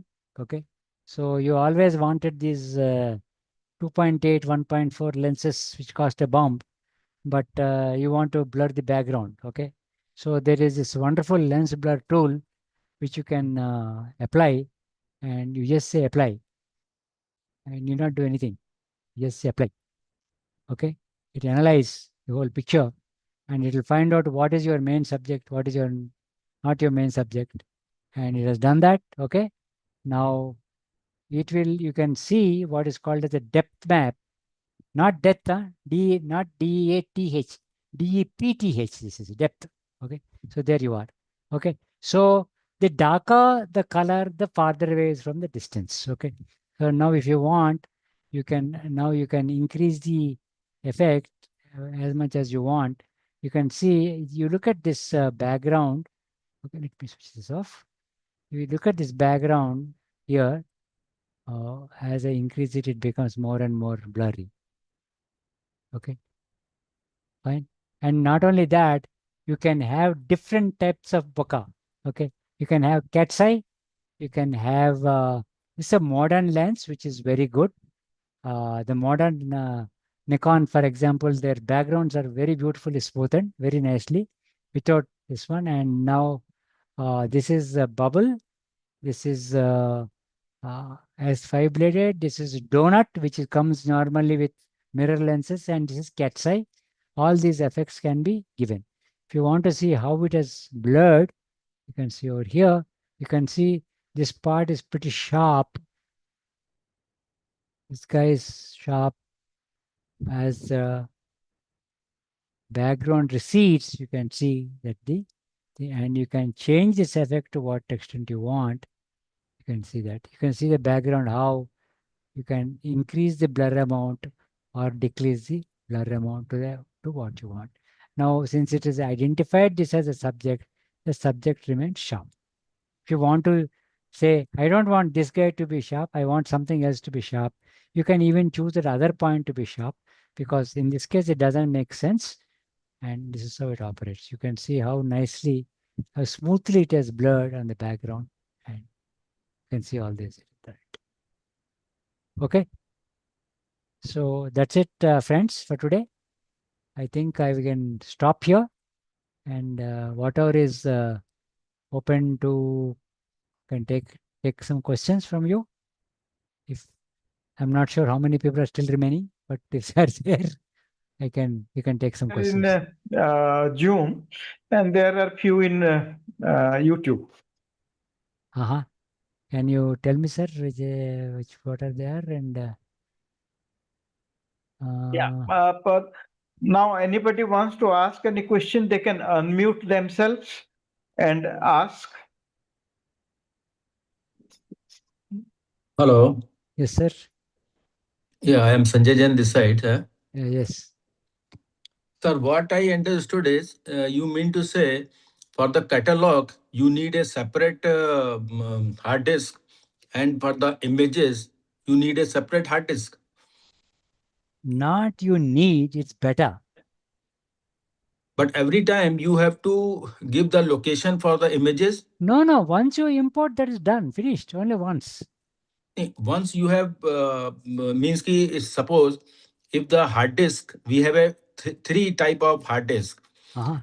And we have a one catalog hard disk. If I put one hard disk, can you hear me? Yes, I can hear you. If you put one hard disk and images in another hard disk, will it detect it? Yeah. See, I'm not very sure what you're trying to say. Let us say you have a catalog on a hard disk. Okay. Your images can be on multiple hard disks also. Mm-hmm. Once you import it, it is there in your catalog. Okay. The main issue you need to take care is, suppose your catalog is on a drive called C drive, example. Mm-hmm. And your images are on a drive called D drive, D and delta. If you plug that drive out and insert another drive, yes, it won't detect any image because you removed the drive. that is I'm asking now. So means what I am doing is right now, suppose in one hard disk, I have 10 different folders. No problem. So what I did, in each folder, I have made a separate catalog for each folder. No, that's not the right way to do it. It can cause a lot of confusion because if you do like that, you will have multiple catalogs in the end. Yes. And then you will not be able to search across the catalogs also. Because I have put it particular catalog in the same folder. mean, you can do that way. There is no harm, and no harm means, But but you know, that is not a right criteria. no, you I will not say that. There's not a right way in my opinion, but I do see some merit in what you do because it's a self-contained unit. It contains the catalog and images in the same block or one disk it is. So Mhm. that is the merit in that. But what happens is,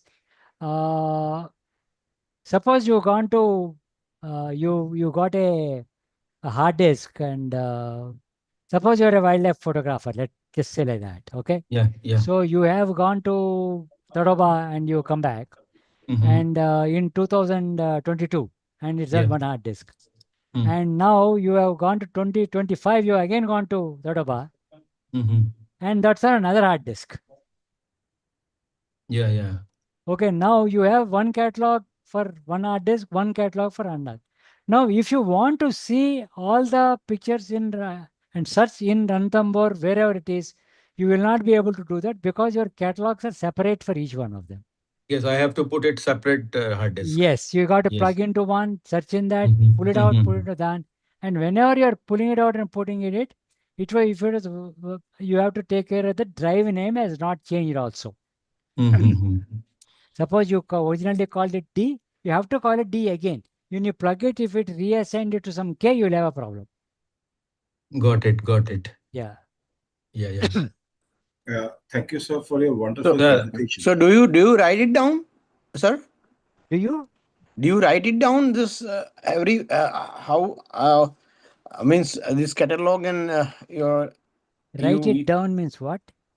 means how do you it is only on the computer or you have also some No, no, sir. something It's in only on the computer. Because in my catalog, I think now I have some 40,000 images. uh-huh. I said this I made it specifically for you because it is I don't want to confuse with all the other images. So I could take only one selected set and show it to you. Right. But I have some 40-50,000 images in my catalog. Only one catalog I have. That's all. Sir, I Okay. had one question. This is Gautam from Kolkata, West Bengal. Can you hear me, sir? Yes, again. Yeah, my question is whether I can choose the space where the catalog would be saved because I Yes, have yes. some issues with the space in my C drive. So could I You, customize? yeah, you can put it when you're creating the catalog. Okay, let us say you say file, new catalog. Okay, Mhm. then it'll ask you where you want to put it. Put it where you want it. Okay, okay, okay. You can put it And anywhere you want. in that case, I can customize the name also, the name of the Oh yes, catalog yes, as yes. well. You can give the name you want. Absolutely, absolutely. And the second question is, I have came across this thing that if I put a particular picture in another folder or in another drive, the Lightroom asks for its location in Windows Explorer. So if I just put it in the right folder, then will the catalog itself would also update itself? No, Per se, I'm per lost. se, per Confusing. se. No, I'm no. lost. Let me clarify. Please let me clarify. If I have put an image in D drive, okay, Okay. and later on I have transferred the file or the folder in C drive, in F drive or some external drive like Okay. that. Hmm. Whenever I am trying to open the image in Lightroom, It won't as find the it. image itself is missed, so it is asking for its location. Yeah. And I have shown its the present location of the file, and I have seen that it just I don't know how does it find, but it finds out the location. Yeah, And it relinks it because it has your see. That is why what you've done is it is possible to do like that. But I would once again say that's not a good method because if you want to move it within Lightroom itself. okay. See, for example, I have this thing called temporary folder, right? Mm. I want to move it somewhere else. Huh. I just drag and drop it to whichever new location I want. That's all. If you do it outside, like I told you, it's like you forgot your badge while going to your office. Somebody kept it somewhere else. There's no way Lightroom will know that you have moved it to some other location. But So sir, it'll ask you, where is it? So if you tell where is it, it will link up again. But sometimes people forget where they kept it. Then you have a problem. So best if thing I can is, show Lightroom, that where it has been kept right now, so will it update itself? it will update itself. It will update itself. Okay, sir. Thank you so But much, I sir. would It was my question. request you to avoid that and directly you only move it Yeah, within sure. the Lightroom. Just drag and drop it to the new location. That's a better Okay. method. That's a better Sir, method. sir, good Sir, evening, how sir. do you color the image? Good evening, sir. Color Good the evening, sir. image. Yes. Means how do you put different colors in the catalog? Whether, like image you showed some green image, some the green border, the yellow border. Rating. Green Okay. border, where did I put? No, Flagging not editing. border. The color. Oh, you mean the color labels? tagging. Oh, Labels, labels, yes. labels. Oh, okay. Oh, that is pretty simple. You just go to any image you want, okay? And there'll be at the bottom these labels Okay. here. Okay. Okay. Just click Understand. on that, it'll go there. That's all. Okay. So Or just if you are very deft with your fingers, there's a number 6, 7, 8, 9 are the first four things. 6, 7, 8, 9. Okay. Okay. Why 1, 2, 3, 4, 5 are not there? 1, 2, 3, 4 are for stars. For example, if I put 4, it will put 4 stars there. Okay. All right. Okay. So red is 6, 7, 8, 9. 9, 10. There's Okay. no number for this violet. You Yeah. have to purple. You have to press that particular. Click on that only. Okay. Okay. Sir, just one question regarding the preview you told in the beginning. When we import the files, the preview is automatically done It's for the automatically created. It's no, automatically created. Yes. the lighter version. I'm talking about the lighter version. Lighter. Yeah, because our files are say 40 MB or 50 MB. Yeah, you can have it. It will create. It will automatically create when you say import. It will say there are different types of previews actually. Uh, The minimal is the smallest preview. There are other previews also available. so we'll have to select that or No, you just get it once and you keep it. I kept it in minimal. It is there from the last 7, 8 years. oh, okay. On the right side, we'll have to manage that. Yeah. Okay. If you want Good to, evening, sir. people use different things. Standard they use minimal. These are all bigger. So best is minimal, which will do very fast. See, whatever you do, ultimately when you zoom, it has to bring the original one back. So that will take care in the background. You need not worry about it. May I ask a question, Ashok sir? Yes, sir. This is Ajay Sood. May I ask a question, sir? Please. Okay, sir. There are one color mixer you showed me that was thank you very much. That was a very useful thing. I wanted to just check with you because you just showed us a few new masks, which is landscape, people. They are extremely focused and targeted. Is it a new feature? Because I have been using masks for now about 4, 5 years, but this was a it was revelation for me to see these new masks, people and landscape particularly. These have been there for a while, but I don't know when exactly they got introduced. I do not know. Right now, there are this many masks you can see. Subject, sky, background, landscape, objects, brush, linear gradient, radial gradient, and range.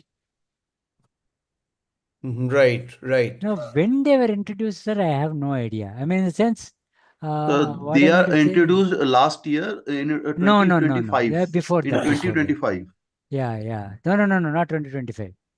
It's. And what about I think lens blur? landscape might have come in 2025, but definitely people was there before that. What Yes, sir. about what People about was long back. I have been using people masks for at least 2 to 3 years. Yeah, might be there. I don't exactly remember when they were introduced. and But even in the people, lens blur, cloth was not there, sir. even Sorry? the lens blur is a new Cloth mask. was not there. People Cloth. was there, but clothes were not there. Cloths were no, sir. No. It is also important. It will, if it does not find a feature, it will not make a mask for it. Correct. And lens blur is a new mask, Ashok sir. Which one? Lens blur. No, lens blur was also there from quite some time, maybe some 2-3 years. But lens blur, what has happened is it requires enormous computation power.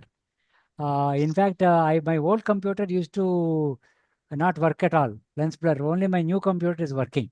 So this was also there from at least 3 years, 2-3 years. It was there. 2 years it is there. 2 years. Sir, Ashok sir, thank you, sir. Ashok sir, this is Shankar Sengupta from Kolkata. So I have a practical question that I have problems sometimes.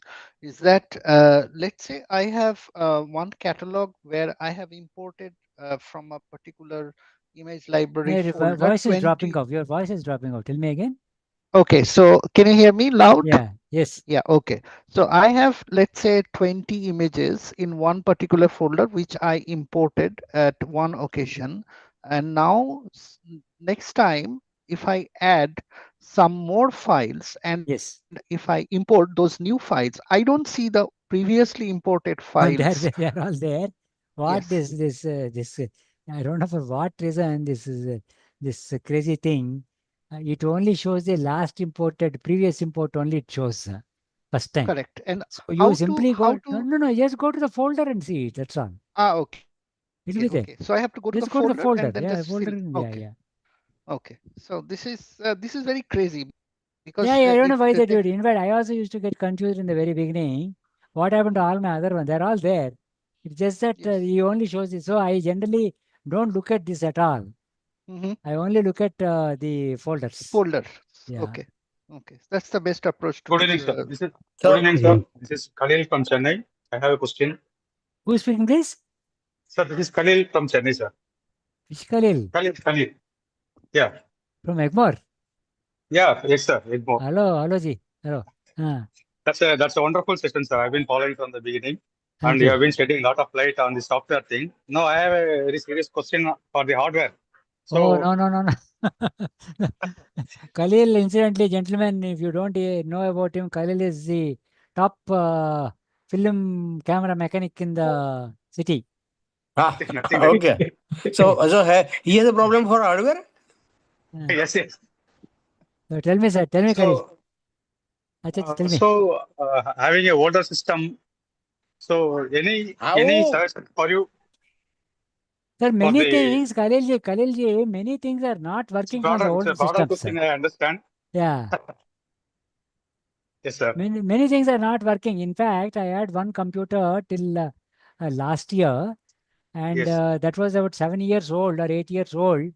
And many things were stopped working in it. For example, this lens blur was not working, and remove commands were not working, and so on and so forth. Finally, I gave up and bought a new one. So some may not work. That is quite possible. Or older so systems. no other option other than going for the recent one. Absolutely no other option but to buy. If those features that are missing are very important for you, then there's no other choice. Fine, sir. Sir, Ashok, sir. Good evening, sir. Yeah. One small interjection to the gentleman who was talking about previous import. Above previous import, there is a all photograph option. Yeah. If you click that, all the photographs which are there in the catalog will be shown. Yes. But if your catalog has 50,000 images, all 50,000 will come there. Yes, exactly. This is what not very helpful. So that is very trying confusing. to- I would guess ask you to go to the folder because the question is said is yes, 10 files and he has added another 10 files. Why see all the other ones which are not required? So that was why I answered go to the respective folder. Good evening, Now, sir. Sir, this is Dr. Nishit from Ahmedabad. The most important question that this is the software is available with monthly rents, and then it is available without any charge. I mean, like you buy a software. No, I which think is, what you're calling is a perpetual license. Yeah. That is not available now. They're only giving it on a subscription basis. Okay. So which is I think right now they keep on changing it. But right now I think it's about 4,500 rupees per year, I think. Okay. So But, what sir, they do is you buy, they don't sell it per month, they sell it per year. Right. But they subtract money only once per month. Okay. So actually, it's not much. If you ask me, it is some 350 rupees or something like that. These days you go to a coffee shop, you will come back with 500 rupees. So what it does, and all updates are free. Yeah. So it's really a very good value for money. Sir, around 1.5 years ago, I have taken the subscription with 316.80 rupees, and now they are deducting 477.90 per month. Initially, it was 316.80, and now it's 490. No, sir, I was there was a time when they were using or they were deducting only some 390 rupees or so, I mean even less than that long back. Then GST came like that, it went up. And dollar value is also another problem. Yeah. Because first when I look at some 11, 12 years back, dollars was much less. Now it is 92 rupees or something like that. True. Yeah, Very that true. also is there. Good evening, sir. Hello. Yes, please. Sir, good evening. I'm Vinod from Mangaluru. Okay.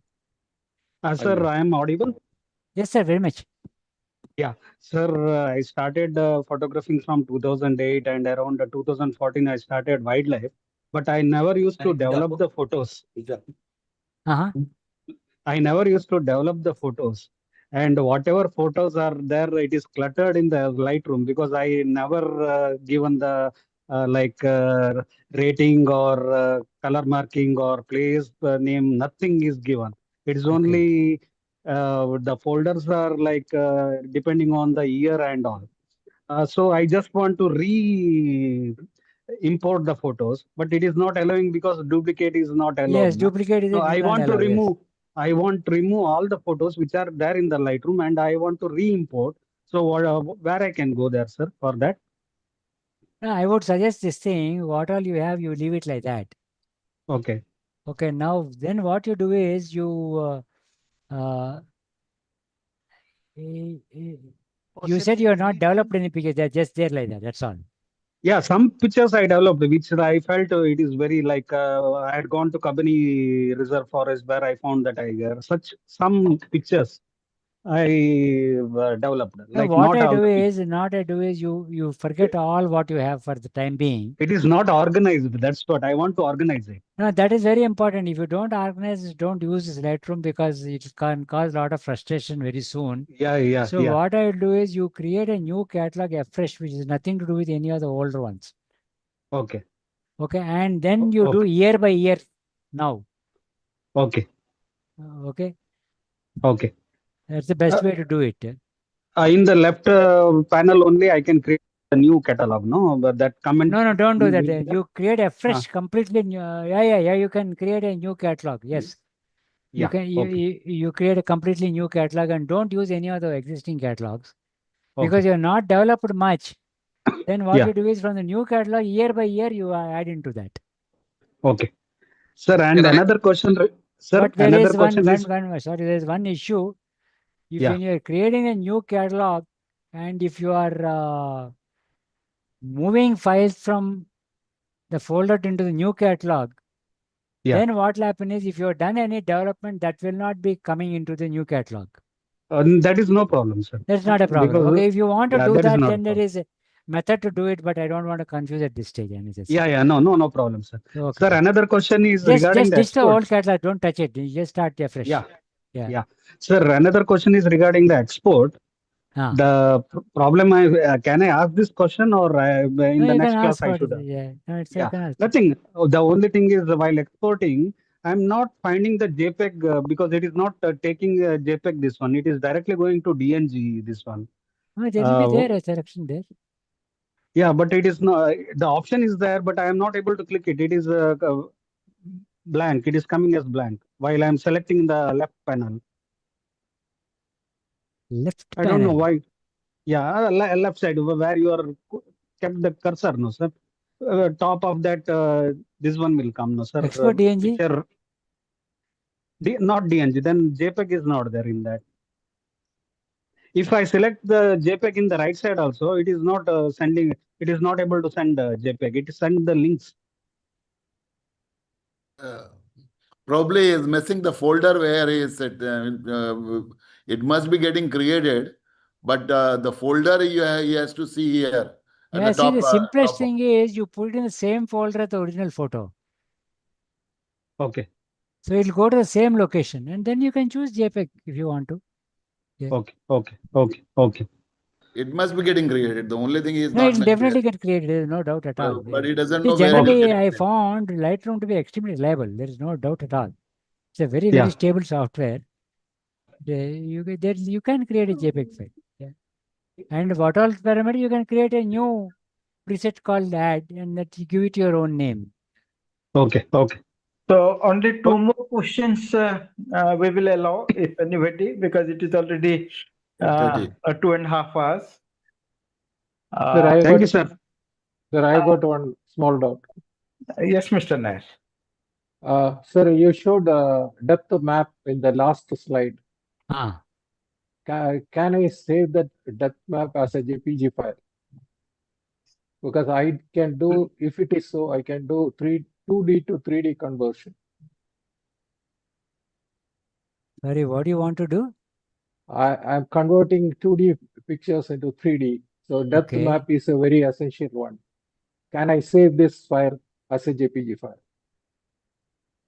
This what you are seeing on the screen right now? Yeah, it's a depth map. That can I See, save it I am as not aware of any direct method, but there is always a method. You just take a screen capture and save it as a JPEG. Okay. I have a question. Am I answering your question? Mr. Nair. Yeah, if it is, then the quality will be gone. Let me make it very clear, Mr. Nair.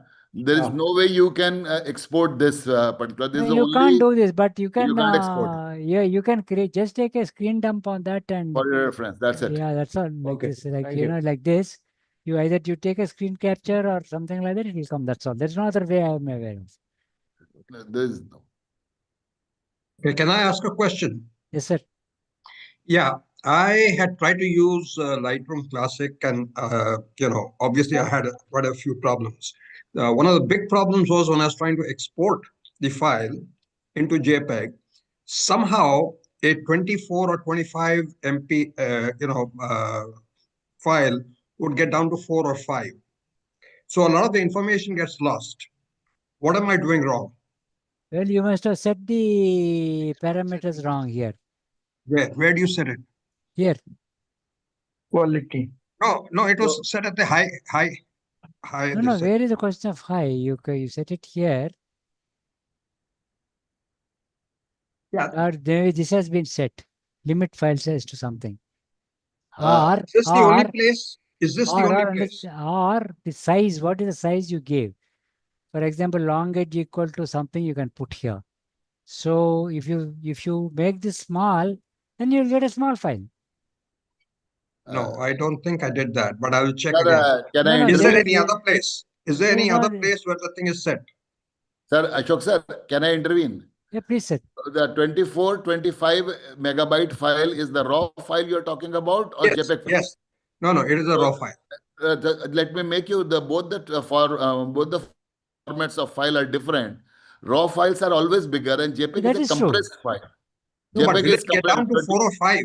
Will it get Yes, down it to will 4 or get down 5? to 4, 5 No, to 7, 8. I want to ask you one question. What is the size of the original file in pixels? Don't give me how many MP is that? 24 MP? Yeah. 24 megabyte, yes. 24, 6000 by 4000, right? Yeah. So when you write it as JPEG, it will drastically reduce in size. 4 MB typically. I mean, it depends on you can get anything you want practically. You can even get 50 kilobytes if you want. No, the problem that I have is that all the detail is lost, and people say that raw is where you need to go. And if you lose all the detail, because essentially all raw files have to be converted to something else, right? Yeah, you have to. So you're going to lose the details, and why do it in raw anyway?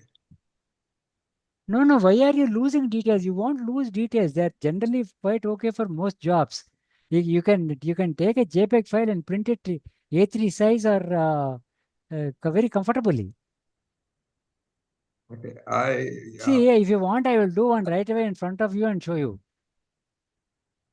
hardly take any time for me to do it. Sir, let me address your problem. First thing, technically, you need to understand the difference between RAW and I JPEG, understand that. I understand the which is not difference. the No, no. which is not the I scope of this. understand the difference. I'm not talking about If that. you are understanding the difference, the JPEG file resolution is the final output, and that is on a pixel on the length and width which is given, and given the screen size, it will be if it is within that limit, then it will be perfectly fully in details. The only thing, when you are increasing the size, it will lose the details.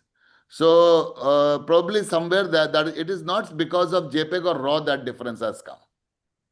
Yeah, I will do 100% one vouch that. thing for you. You see this picture on the screen. Can you see the screen? Hello. Sure. Okay, Yeah. now this is a picture and it is 6000 by 4000. It's 24 MB file, right? Yeah. Okay, now I'm going to go to export and I'm going to choose JPEG, and in fact I have it here already. It's a JPEG file, full quality, okay? And I'm not setting any limit on the file size. It will go as it wishes. Okay. Okay.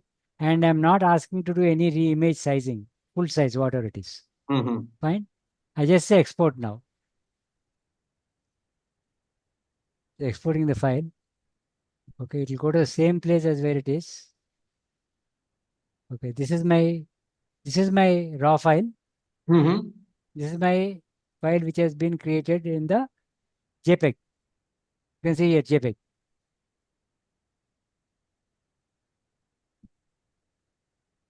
Are you able to see the JPEG here? No. You haven't shared it, sir.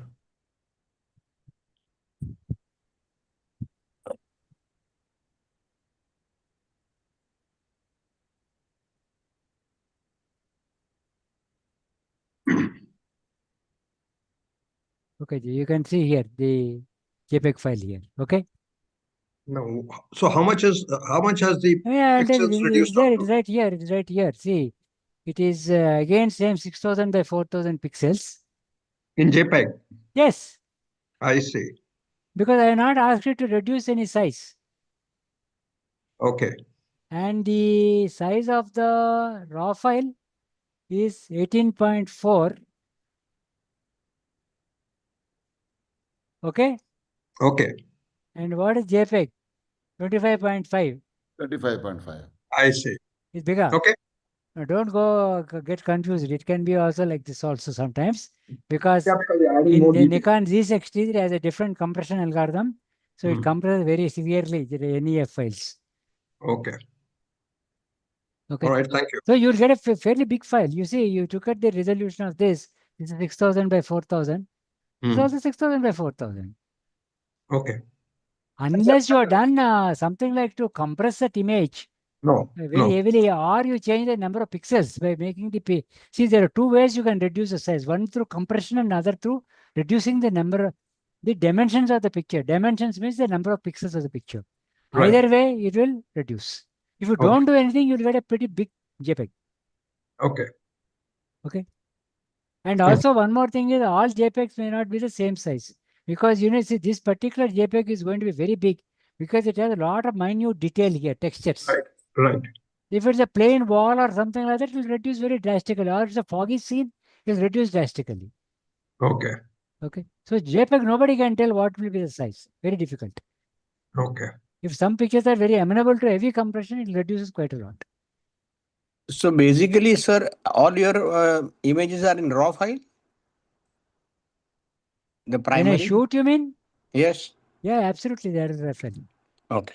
Only raw. But luckily, the newer, you see, what has happened is this Z6 III Nikon, they got a newer algorithm, newer software which compresses very well compared to the older cameras. So you are able to get very good, very compact sizes in the raw file itself. So I hope this session is all the questions have been taken care very well. So Vijay sir, If you permit, there was one more thing. Some people were asking questions. If Mr. Ashok Kandimalla, he conducts workshops. Sundar Rajan question. Wow, Sundar Rajan is a very good friend of mine. He may stop talking to me. So let me answer that question for him. Okay, please. Anytime something. Sundar Rajan. Is he there? He wants if he wants bigger file, he can choose TIFF format. Then he'll get some 300 MB file. Mr. Sundar Rajan is there. He's giving a suggestion. He's saying you can use TIFF, but that's not give some 200 MB file or 300 MB file. Yes, sir. Because he likes to get a bigger file.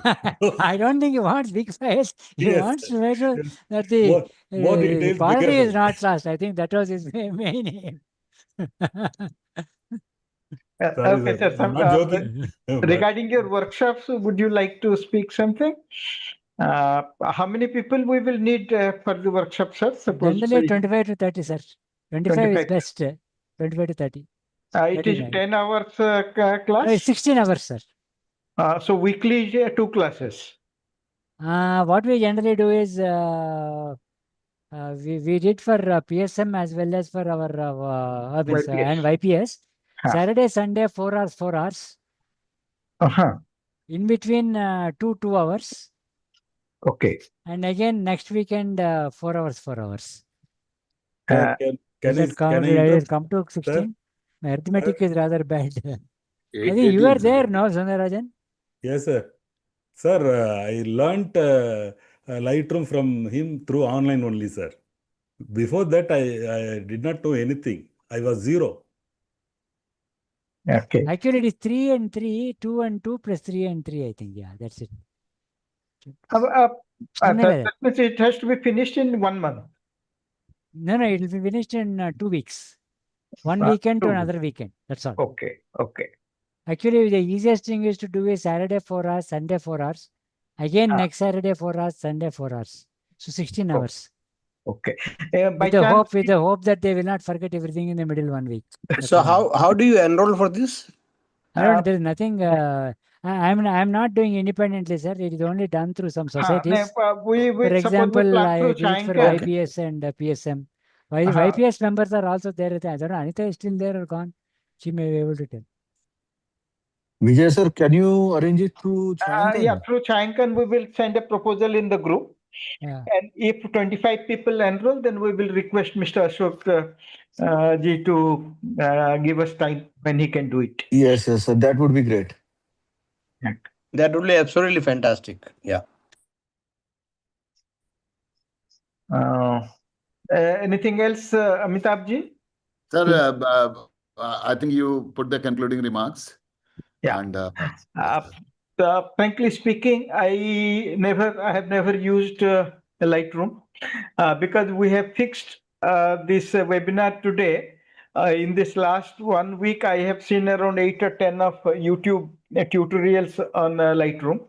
But what we have discussed today is much beyond that. What I saw in YouTube, I was totally confused, like you said about this import, library, and catalog.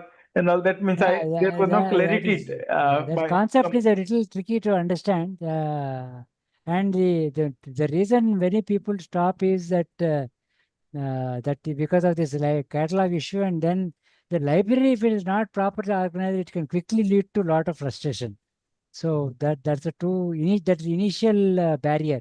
Once that is done, it is a much more convenient package to use.